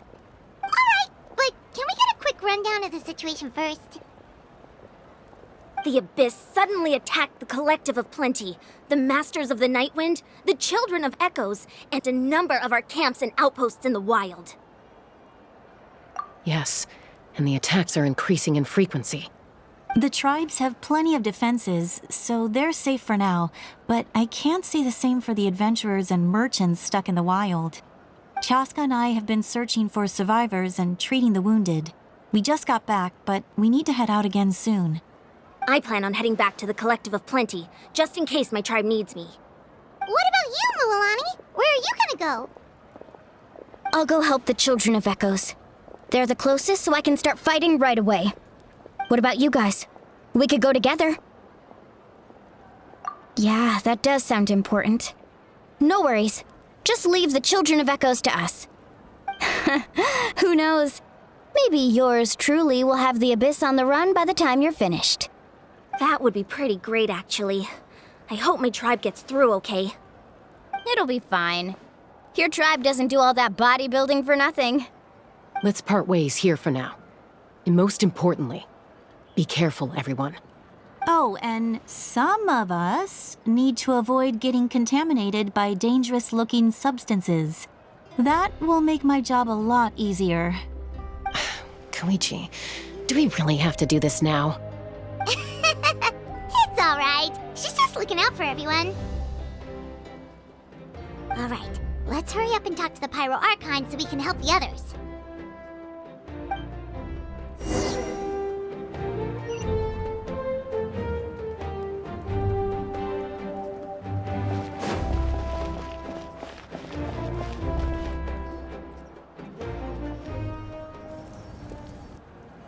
Oh, it's you two. As you can see, things are not looking good right now. People across Natlan are in danger. Look, I'm very interested in your recent adventures, but this is not a good time. So we'll have to keep our conversation short. That's all right. We're also in a hurry. We're gonna go help the Children of Echoes after this. What?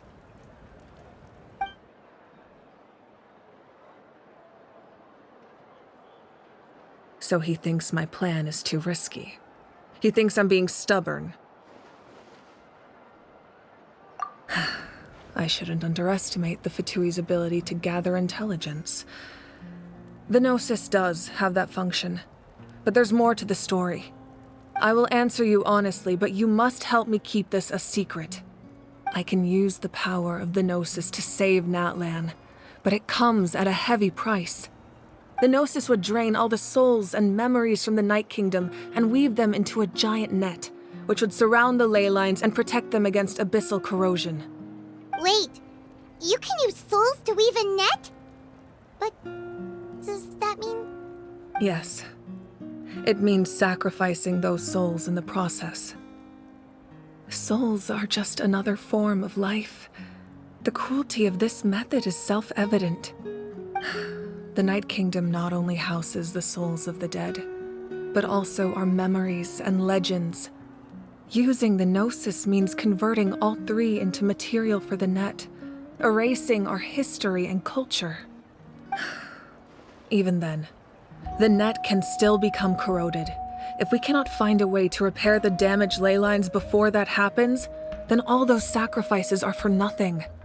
Given the enormity of the price, it's a solution I refuse to consider right now. I want us to win, but I also care about how we win, and what that means for us in the end. Now it's true, both plans come at a risk, but after weighing our options, this is our best bet. Natlan is unique among the nations of Teyvat. Given the ever-looming threat of the Abyss, the Pyro Archons had to account for the worst-case scenario. Having a contingency plan is our duty, not just to the people of Natlan, but to all who live on this continent. Still, this has always been a well-kept secret. I'm very curious how the captain learned this information. Oh, one more thing? The captain said he found another way to solve the problem. Could be equally as extreme, though. Without the Gnosis, he should have no other option. But I see no reason for him to lie. Seems like our only path forward is to track him down, so he can answer that question for us.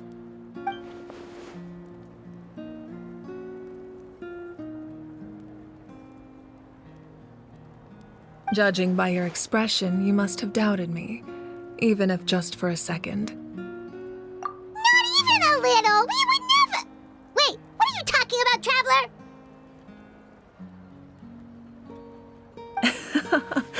Just as expected. I appreciate your sincerity. Maybe it was out of caution, anxiety, or simple curiosity, but know this. No matter what, our goal remains the same. We both want to save the people of this land. So now that you have your answer, do you still doubt me? You scared Paimon. You've really got a lot of guts, Traveler. That's a good thing. Oh, and feel free to call me Mawika. It's what all my friends call me, and I like it that way. As for the captain, the intelligence officers we assigned to the Fatui should be back soon. We'll get our answer then.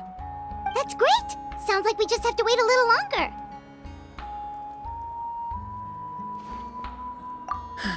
Not just yet. Even though the Abyss is attacking several locations at once, I'm confident the warriors stationed in those areas can handle it. Don't worry. I just need to finish coordinating our available manpower, then I'll take a small team to handle the difficult locations. Wait, you're going to fight in person? Didn't you give up your power? That's true. I'm far less powerful than a god in my current state. But don't forget, I was an experienced and powerful warrior before I ever became the Pyro Archon. No matter how you look at it, my duty is on the front lines. I just think there's strength in numbers. If the people feel emboldened, that's just a bonus. Anyway, even if we respond to these threats in time, it's not a permanent solution in the long run. I've considered moving my people to other nations, but given their close connection to the Night Kingdom, a forced evacuation would have devastating consequences. I've told the chiefs of each tribe to strengthen their defenses and advise people against leaving their settlements. Now, I just need to find the right time to disclose the true nature of the crisis to the people of Natlan. Paimon's a little worried about how people will react.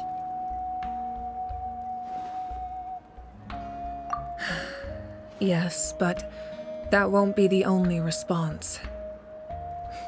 In any case, that's for me to worry about. I'll let you know when we have more information on the captain. All right, we should head out. Maybe we can join up with Milani. She can't be too far ahead. No need to worry about me.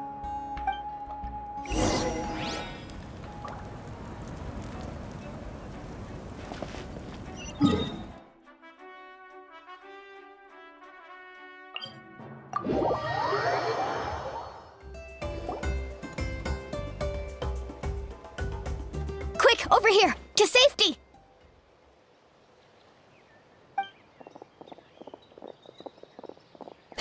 Kachina, how many people do you have left? They've all made it out.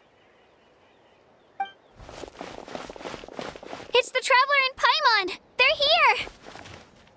What's the situation? There's a trapped caravan that needs our help. We need to rescue them as soon as possible. We'll go together. I'm coming too.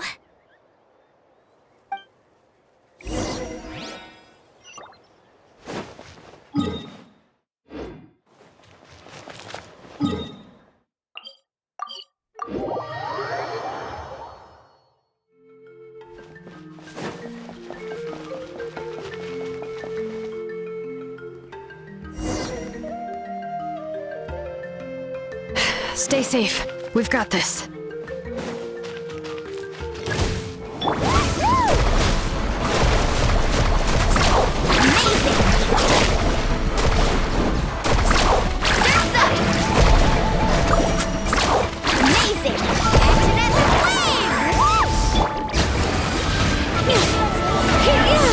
Letting brave names echo! Let her rip! Drilling! Yes, be gone! Woohoo!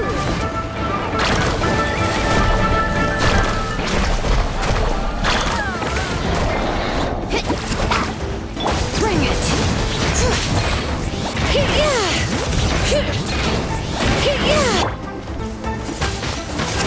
Windblade!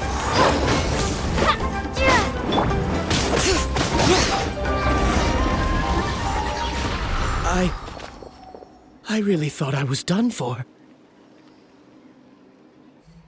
I can't thank you enough. Don't worry about it. We're just glad you're okay. Let's see. Your goods look fine too. Guess the Abyss isn't after Mora. That should be the last abyssal pylon near the Children of Echoes.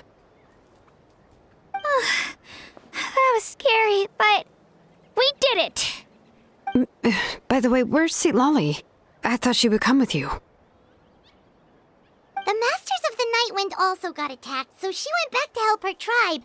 She said we can deal with the ancient name later. That makes sense. The attacks are more urgent. Alright, this isn't a good place to talk. Let's head back to the tribe.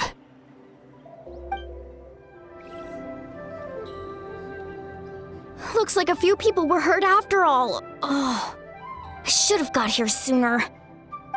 The Abyss threw a lot at us at once. I rushed out as soon as I heard the alarm, and there were already so many monsters. Before long, Kachina brought over a whole group of warriors, and just like that, we destroyed several pylons as a team. I wasn't in charge or anything. We just happened to be together. Still, I think this proves that camping in the wild was a great idea. That's how we were able to respond so fast. Sleeping on the wet grass was pretty uncomfortable, but it was worth it. You mean the situation in the Night Kingdom, right? Yeah, I feel the same way. We've managed to keep it a secret all this time, but more and more people are realizing something's wrong. It's impossible not to feel anxious when things are getting worse by the second, and all we can do is wait. And we still don't know when the final 2 heroes are going to appear. That just means we need to buy the Pyro Archon more time. Keep pushing, everyone. Every battle is worth something. You really are an eternal optimist, Mualani. You always find a way to cheer people up. Why, thank you. I guess it's one of my better qualities.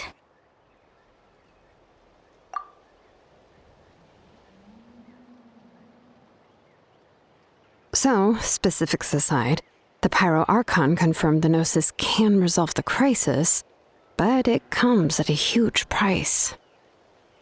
And somehow the captain finds out about it, goes to fight the Pyro Archon, and calls her out for having a solution but refusing to use it. Honestly, if he has the same information as us, I can't really blame him. It's probably because our plan is so risky. We don't even know if the 6 heroes will reunite in time. We talked to Malika before we left the stadium. According to her, the cost of the captain's plan is too high. And, well, it makes sense. If that was truly the better choice, she would have picked it. Yeah, I trust the Pyro Archon. When I was upset about Kachina's disappearance, she was really sincere and patient with me. Plus, she burned down all those precious mementos for Kachina. She's already proven how much she values even a single person's life. When it comes to Natlan's survival, there's no way she would hold back. I agree. Maybe the captain weighed the costs and came to his own conclusion, but I'm sure we have different priorities. Life is important, but so are history and memory.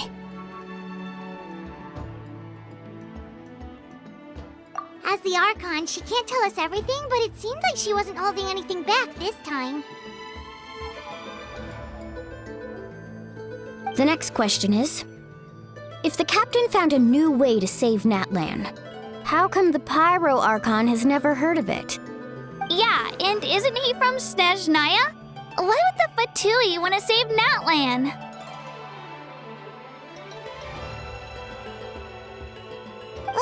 This is all super confusing. We still don't have enough information. Once we figure out what the Fatui are doing, we'll have our answer. Let's head back then. Malika said her intelligence officer should return soon. With how many Fatui there are, someone's bound to give something away. Sounds good. I have a few theories of my own. With a bit more information, we just might get to the bottom of the whole thing. Want to join our garrison, Mualani?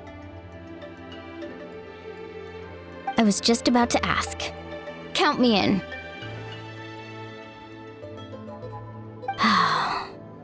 If I was just a bit faster, we could have prevented a few people from getting hurt. People who could help us in the next battle. It's all a chain reaction. Then you should go register right away. It shouldn't take long. Everyone's looking for people. Register? Nah. I'll just follow you around. You know, go where you go, do what you do. Okay, but then you have to follow my orders. You got it. I just don't want to make the trip back. It's so far. All right. See you all later. Let's get together and celebrate once this is over. Oh, you betcha!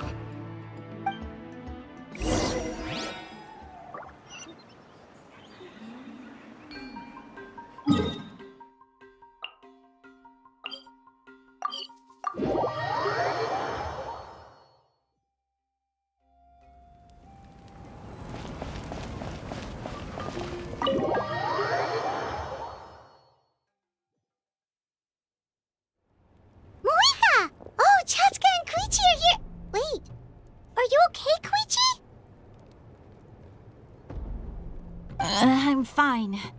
No need to worry. They ran into the Fatui while out on a mission and decided to follow them. The Fatui? Calm down and let me explain. Here's what happened.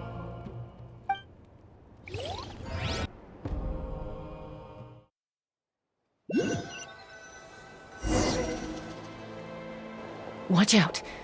It's the Fatui. Were they attacked by the Abyss? No, wait. It looks like they're protecting a group of travelers. Over there. Do you see? You're right. That's a traveling group from Natlan. Could they be trading for something? Let's keep observing for now. We're glad you're okay. Given the appearance of abyss monsters all over Natlan, you should cancel your journey and seek shelter at the stadium or one of the tribes. Thank you so much. I wish there was something we could give you. We don't expect anything in return. We were out on a mission and saw you being attacked. It was our decision to help. If you truly wish to repay the favor, you can keep this a secret. If anyone asks, just say you were saved by warriors from Natlan. Oh, okay. We can do that. But... We're not asking you to cover up our activities. We haven't done anything illegal. Our captain simply wishes to remain undisturbed. Nonetheless, the decision remains yours. If we wanted to keep you quiet, we would have employed a harsher method. Got it.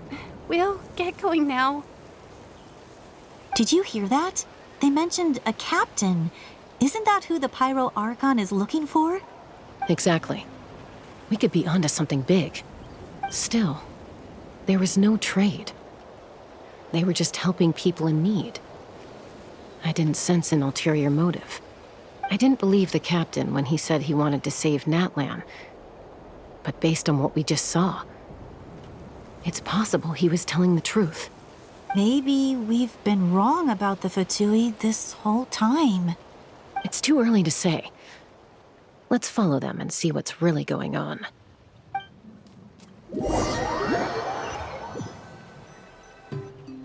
So this is where they were headed. Looks tricky. It's heavily guarded on all sides.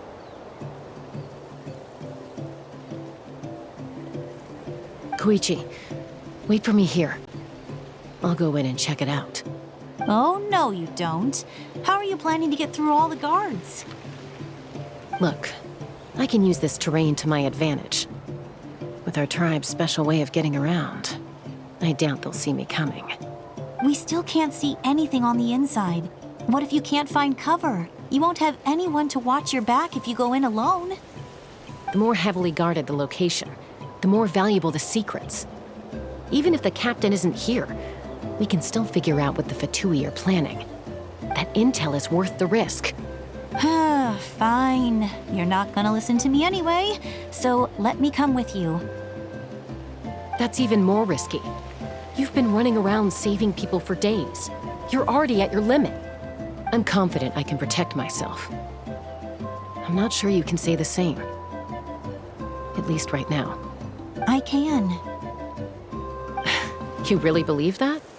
Fine, don't believe me. But you can't honestly tell me infiltrating a heavily guarded Fatui hideout all on your own sounds more reasonable. You know, growing up, even if I insisted on doing something, it never gave you any trouble. I'm not sure you can say the same. All right. If we start arguing, this will never end. We can't let this opportunity go to waste. Guess that means I win. Don't worry, you're not the only capable young person from our tribe. I can handle this. All right, same plan as usual. We split up, communicate with hand signals, make sure our blind spots are covered, and support each other once we strike. Got your ropes? Yeah, let's go.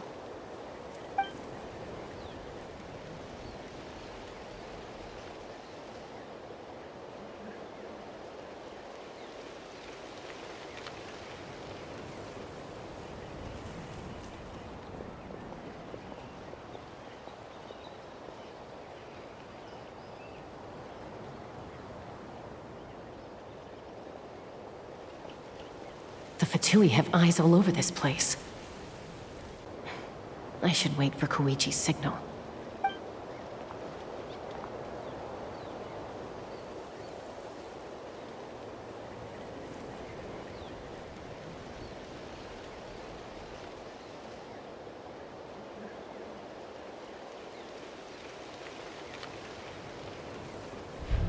Now.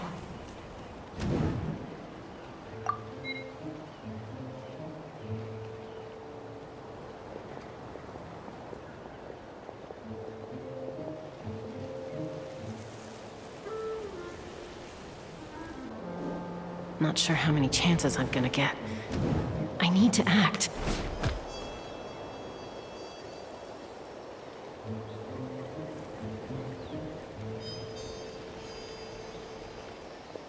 Good. I made it without getting caught. I should get to that platform over there. But it's guarded by the Fatui. Koichi should have line of sight. I'll wait for her signal.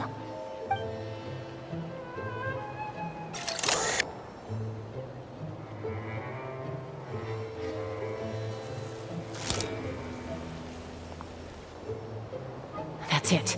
Now's my chance.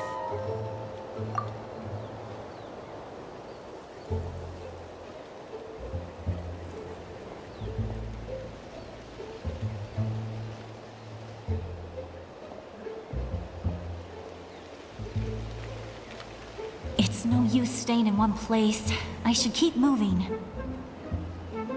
Looks like Chaska is helping me by keeping an eye on the Fatui movements. I'll wait for her signal.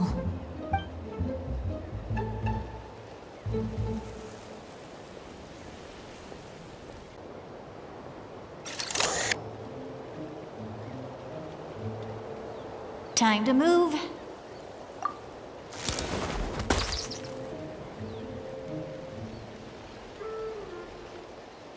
Whew! That was close. Almost got caught. Probably can't make it over in one go. I'll wait for my next chance. Now's my chance.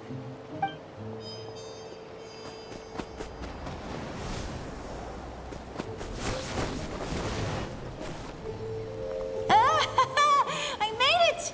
That'll show my sister. Let's see. The Fatui's occupying all the best locations. If we could just get past them somehow. Wait, I've got it!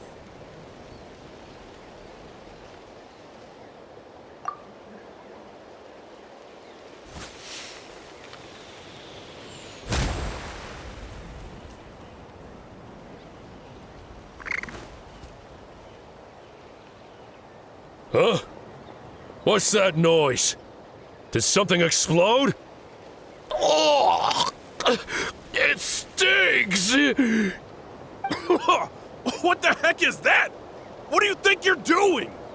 I could ask you the same thing!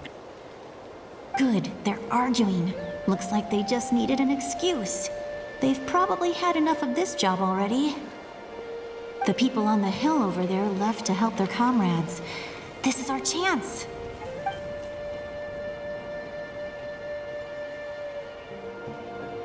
Come get me, Chaska. I hope she gets this hand signal. That's Koichi's signal. Smart idea. All right, time to move. Give me your hand, quick. Coming!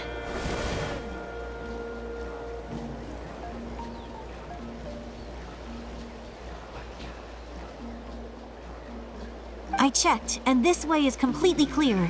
It should lead us to the deepest part of this place.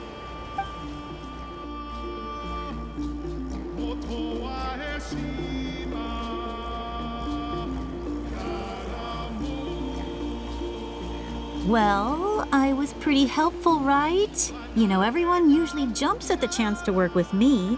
Not my own sister, though. No, she avoids me like her life depends on it. I was wrong, Koichi. You've done well. Wait, you're just gonna admit it? Now I look like the mean one. Let's focus on the task at hand. We're in the heart of enemy territory. The more time we waste, the more dangerous this becomes. All right. If you're not gonna take the bait, then I'll drop it. Looks like the Fatui are here to dig something up.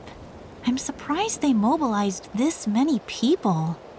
I doubt it's because they're interested in our culture and history.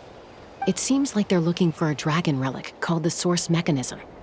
The device is ancient. Barely any information survives to this day.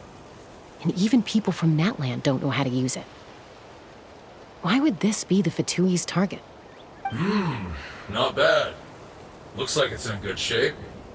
This should be what our Lord's looking for. Took us long enough. Come on, let's get this thing back. Back? Back where? Should we keep following? You really want to keep going? Of course. We make a good team, don't you think?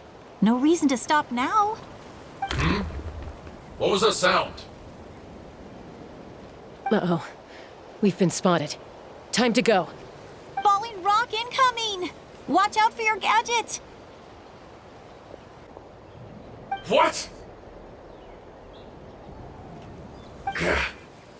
You'll regret that!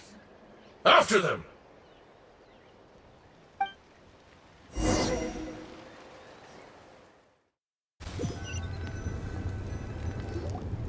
Once we got them off our tail, we went back to observe some more. They'd collected several identical pieces of something. It looked like they were waiting, though.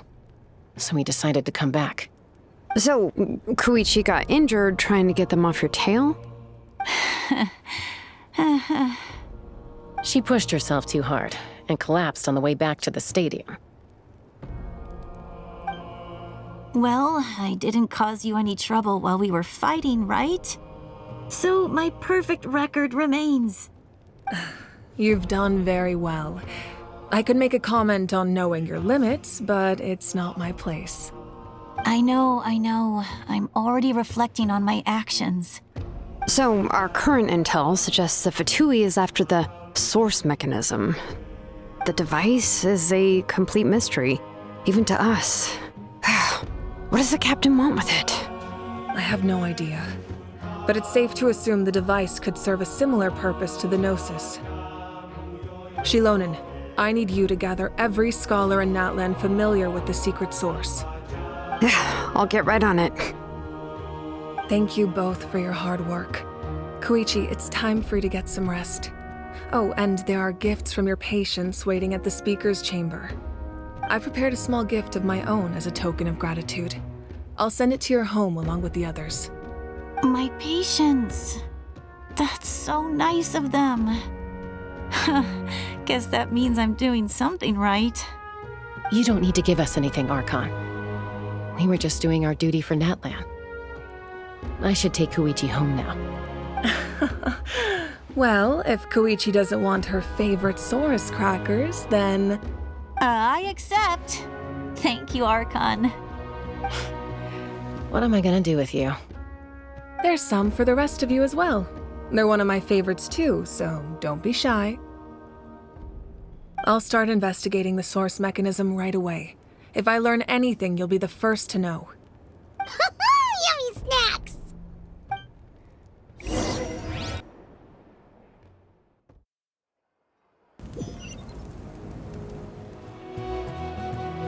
What's next for you two? I'm taking Koichi home. With our parents there to keep an eye on her, I can make sure she actually rests. Hey, it's not like I'm some kind of prisoner. I'll be fine in a day or two. There's no need to go all the way home. That's what you always say. Everything's no big deal until you collapse. What if the Abyss attacks again? You're saying if I let you rest in a hotel, you're not gonna rush out the minute you hear the alarm? I won't. Triple promise I won't. Mm-hmm. Fine. On the off chance something like that were to happen, I might. But I'm a doctor. I have a duty to help people in need, no matter how hard or tiring the work gets. I guess you're right. But I don't have to like it. This reminds Paimon of when we first met. Except you were the one trying to stop Chaska from doing something dangerous. I'd do the same for anyone trying to put their life in danger. As a doctor, I don't want people to get hurt because of a rash decision. Then try to see things from my perspective. You clearly want to protect your patients. So can't you understand why your own sister would feel the same way about you? The two of you are the same, you know? I disagree. I understand the risks and costs of my decisions. Who wants to be like her? Overconfident, always making excuses when things go wrong. That's just not true. You think I don't have proof? Okay, don't get into another fight. Just pretend Paimon never said anything. Don't worry, Paimon. You didn't do anything wrong. Arguing is just how we communicate. Neither of us really takes it to heart. Plus, I guess we are similar in some ways. Maybe I rush into things without thinking, but I learned that from her. We're family. I can't help it if my older sister is a bad influence. Okay, you don't have to put it that way. So, you're all good now? Neither of us are really the type to back down, so we'll always have our differences. But still, we get along in our own way. Plus, I know you'll wake up one day and realize I was right all along. I just need to wait. Be my guest. Come on, let's get you home. See you later, Traveler and Paimon. I'll be back once everything's settled at home. There's no rush. At least grab a nice meal with your family. Bye, you two. Take care of yourselves out there.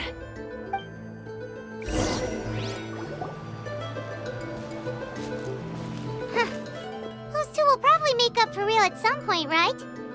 Well, we've learned a lot. Let's go over everything that we know so far.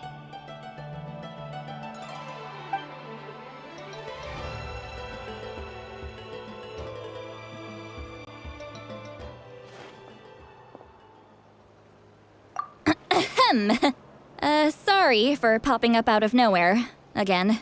Why do you look so awkward? Oh, is there something you need from us?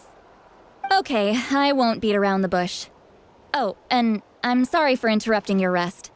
I'll treat you to some charcoal grilled steak to make up for it. Awesome! Just give us your orders! Hey, friends don't order each other around. I'm just here to share some news. Remember what we talked about before parting ways?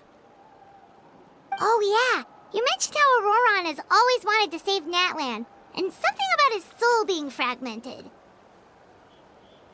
Paimon and the Traveler discussed it after you left, and we think Auroron is probably back with the captain. What do you think? I agree with your hypothesis. And just now, I confirmed it myself. Auroron came back. He helped the Masters of the Nightwind defend our camp. What? He came back? I told him to give up whatever he's doing, but he refused. He said they're just one step away from success, so there's no way he can back out now. Apparently, he came back to fulfill his duty to our tribe. When he left, he said it was because he still has a duty to Natlan as a whole. I'm surprised you let him go at all. I had to prioritize my tribe. Besides, the situation was intense. I couldn't focus on outside and inside threats at the same time. Plus, he was on guard. He knew I would try to go after him, so he made sure to keep his distance. I kept an eye out for a good opportunity, but it never came. All these years of calling me Granny, and I couldn't do a single thing for him in the end. Don't say that! Your tribe all raised him together, right? That couldn't have been easy. You're right. Seeing him come back reminded me of when he was little. Running around the tribe, dropping by random houses right and left. He's not only a child of the Masters of the Nightwind, but a child of Natlan. It's only natural for a child to want to do something for their family. Besides, Auroron is my apprentice. He might have a few tricks up his sleeve, but I guarantee I know every single one. Wait, What are you saying? Look. Remember how I said Auroron's soul is fragmented? This is the talisman I created to keep it stable. And this gem is what makes the talisman work. It just so happens that Auroron is due for a gem replacement. Since I can't get close to him, I put the new gem in a supply bag and asked Aoife to bring it to him. You guys know Aoife, right? No? Well, he's a pretty famous vet around these parts. He's always bringing me all sorts of things, and he happens to be very good friends with Auroron. Aoife doesn't know what's going on, so he agreed, no questions asked. Auroron would find the gem as soon as he opened the bag. He knows how important it is, so I knew he would make the switch. He probably suspected that I tampered with it. But here's the catch. The trick is on the bag. The moment he touched it, a portion of his memories were copied onto the old gem, which he no longer needed. That's amazing. You can do something like that? Most people can't, but I can. That trick he used to bring you to the Night Kingdom isn't anything special, by the way. My technique is much more subtle. He won't notice anything. So in other words, we have a whole backup of Auroron's memories in this gem. The kid thinks he can take me on? Like I wasn't the one who taught him everything he knows? That's amazing, Seat Lolly. Let's take a look right away. Once we get to the bottom of this, we can finally track him down.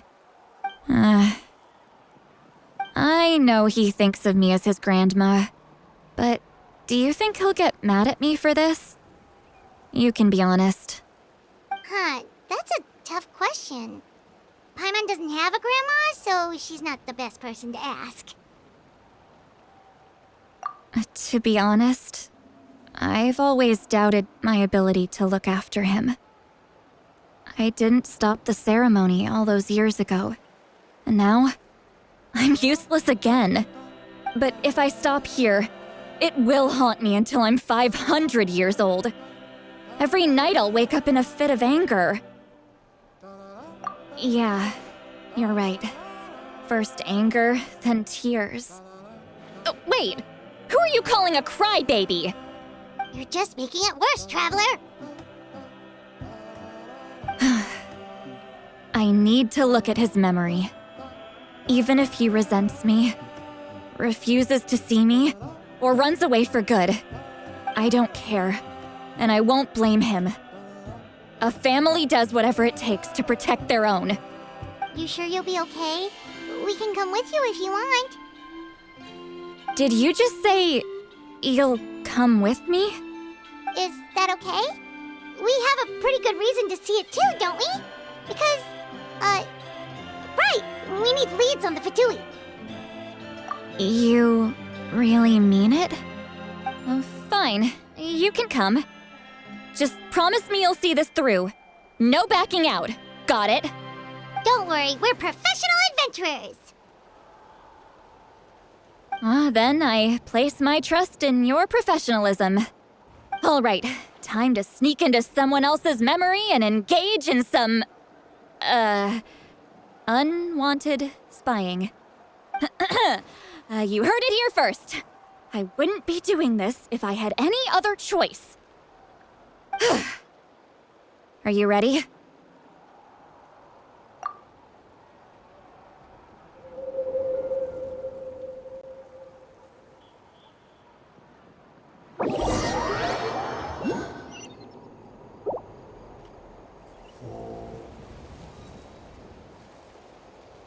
Look how good you're doing. You'll grow into nice big radishes in the future. And you? Aoife says you're taking up too much space, but I think you're a good tree. What do you think? Hey! How's it going, Auroron? Good. How are you, Uncle Okanbi? Can't complain. What you up to? Naming your vegetables again? No, just some idle conversation. Sounds fascinating. What did they say? They told me you were coming and that you would take some produce with you. Ha! Only if you're offering. By the way, I ran into Aoife yesterday. He told me Chaska's fostering a saurian at his place. Said the thing trampled over a part of your radish garden. I hope you two didn't get into a huge fight. No, don't worry. I'll find a way for him to make it up to me. I've already wrapped your share of the produce. Here you go. You really knew I was coming. That's pretty amazing. Light up the smoke and you can see the path through the shadows. That's what everyone says. Hey, have you seen that strange group of people that just appeared out of nowhere? Appeared out of nowhere? I don't think so. It's the Fatui. Their leader seems like a big deal. He didn't bring many men with him, but they're all elite warriors. It seems like they're looking for someone, but I wouldn't go around asking too many questions. If you run into them, be careful.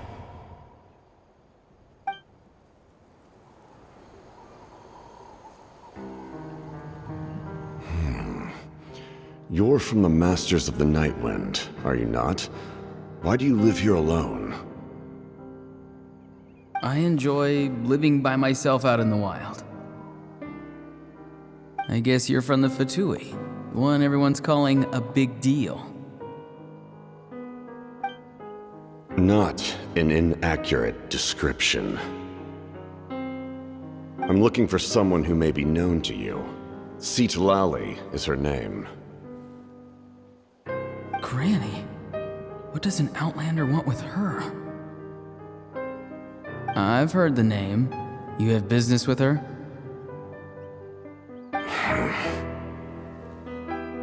There's no point to further questioning if you insist on hiding things from me. I shall seek answers elsewhere. Oh, he could tell I was lying and now he's leaving? He gave up just like that? Hey! At least tell me why you're looking for Citlali. It's none of your concern. I have my own means of tracking her down. Why are the Fatui looking for her? What does she have to do with them?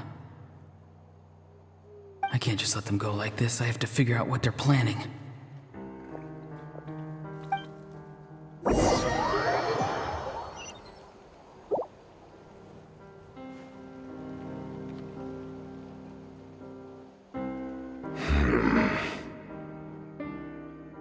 They've just been studying the ley lines and asking for leads on Granny. I can definitely rule out some sort of invasion. The situation has seen no true improvement. The Pyro Archon did not fulfill her promise. My lord! Ignore him. He is no threat. He knows I'm following him, but he doesn't seem to care. He's strong, I can tell. But there's something unusual about him and also familiar in some way. I can't describe it.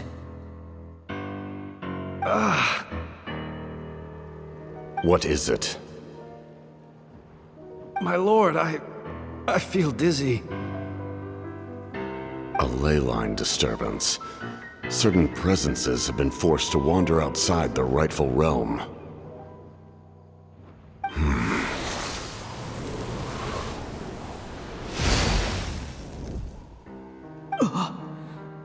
That was a spell from the Masters of the Nightwind. How did he know that? Is he sending those escaped souls back into the ley lines? How did he do that so easily? Soulfaring is supposed to be extremely difficult. This could be related to why he's searching for Granny. I feel much better. Thank you, my lord. Think nothing of it. Stay vigilant. and continue to gather information. The Abyss could attack at any moment. If you notice any irregularities, assume drill formation and be prepared to fight. However, there's no reason to over-engage. Information is our first priority. Yes, sir. Why are the Fatui fighting against the Abyss? Do they really mean us no harm?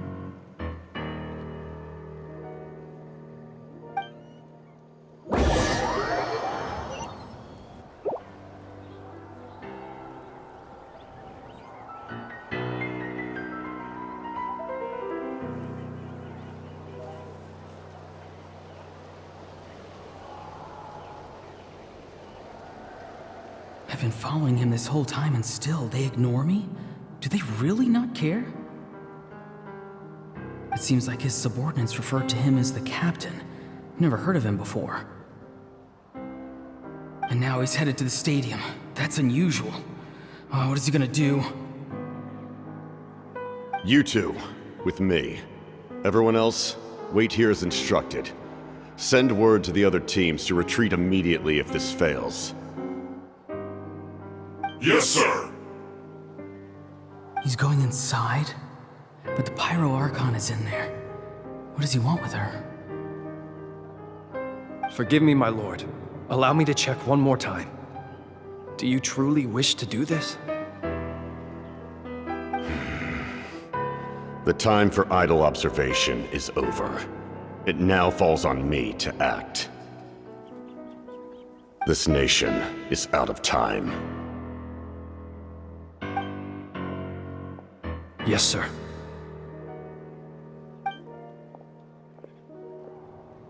He just walked straight into the stadium. What is he gonna do?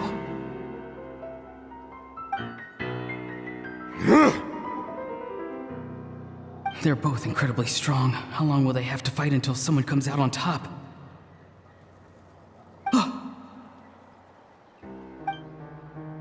Wait, this feeling.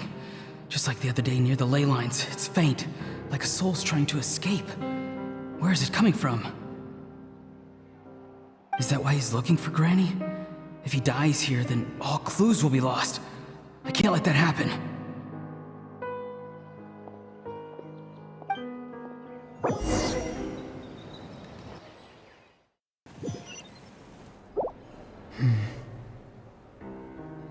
As for you, I must confess, I did not expect that little trick of yours to save the day. No matter how dense the fog, as long as the sun remains, we cannot turn day into night. She could have dispelled it. She simply chose not to. You don't have much time, and you're injured on top of that. What do you plan to do next? I'm beginning to see just how useful you may turn out to be. You heard something from here, didn't you?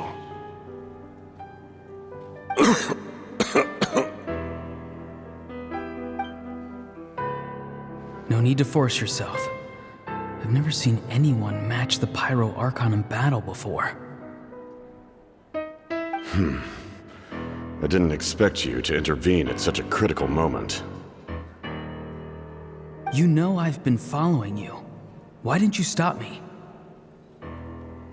When walking in the forest, it is only natural to encounter wild beasts. However, not every beast has the courage to come out and bite. And yet, one of those very beasts saved your life.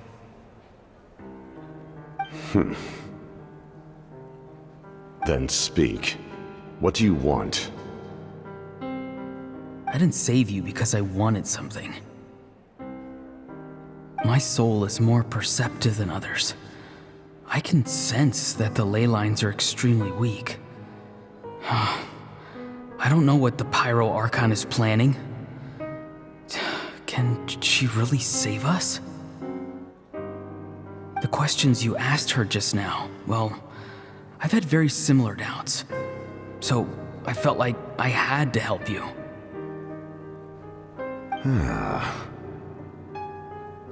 So, you can tell the truth.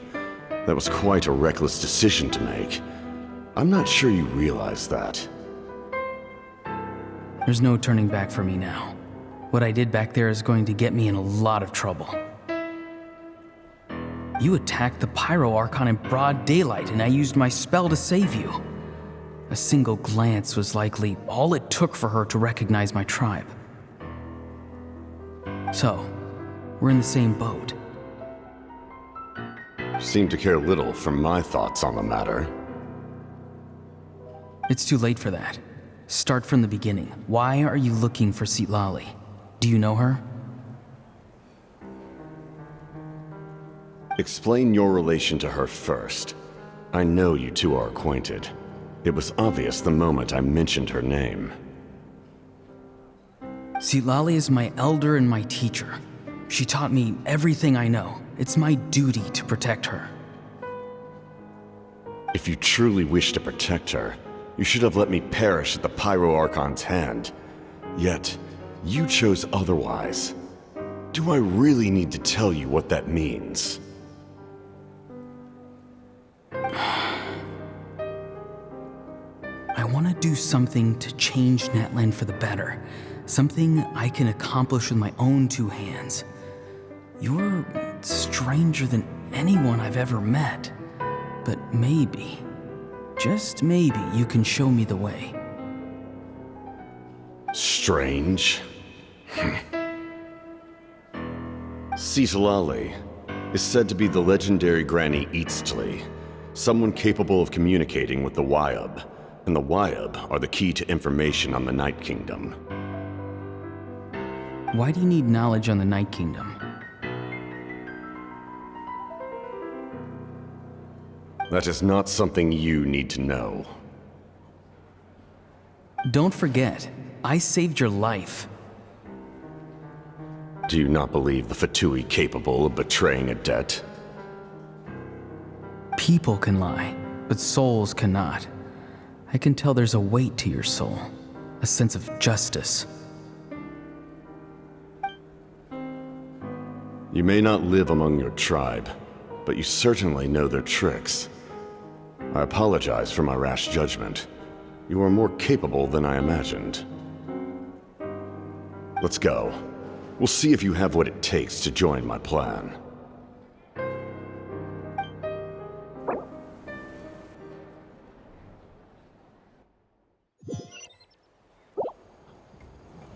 I see. Interesting approach. Worth trying, I think. Rather than weaving a net to protect the ley lines, this method would address the root problem by reconstructing the ley lines themselves.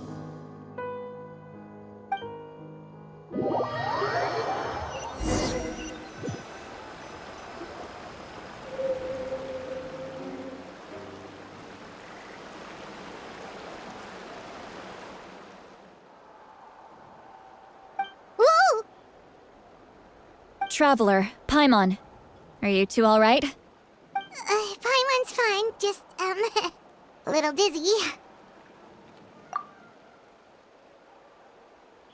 Of course. I'm so mad at him. After everything, he still can't let go of the past. For some reason, he thinks he owes something to the people who cared for him. Stubborn, self-righteous fool. Where's that gonna get him? Now that he's all grown up, he thinks no one can tell him what to do? He thinks he can just run away whenever he wants. I'll show him. If he tries to run one more time, he's got another thing coming. Maybe stubbornness runs in the family. Like grandmother, like grandson, as they say. Is that supposed to be a compliment? Huh, that kid's got nothing on me. Anyway, back to what we just saw. I don't even know what to make of it. Yeah, the captain seriously wants to reconstruct the ley lines? What does it even you mean? Something like the Loom of Fate, maybe? But how does that help with the Abyss? The Loom of Fate? Oh, it's kind of hard to explain. Basically, it's a device from Conrio that has unbelievable power. Anyway, if he really wants to manipulate the ley lines, everyone in Natlan will be affected. Oh, this is big. Which means the captain has been honest from the very beginning. Auroron's memory proves that. Why is he so obsessed with saving Natlan? Oh, we've got to tell Moeka about this right away. Yes, she needs to know about this. Now.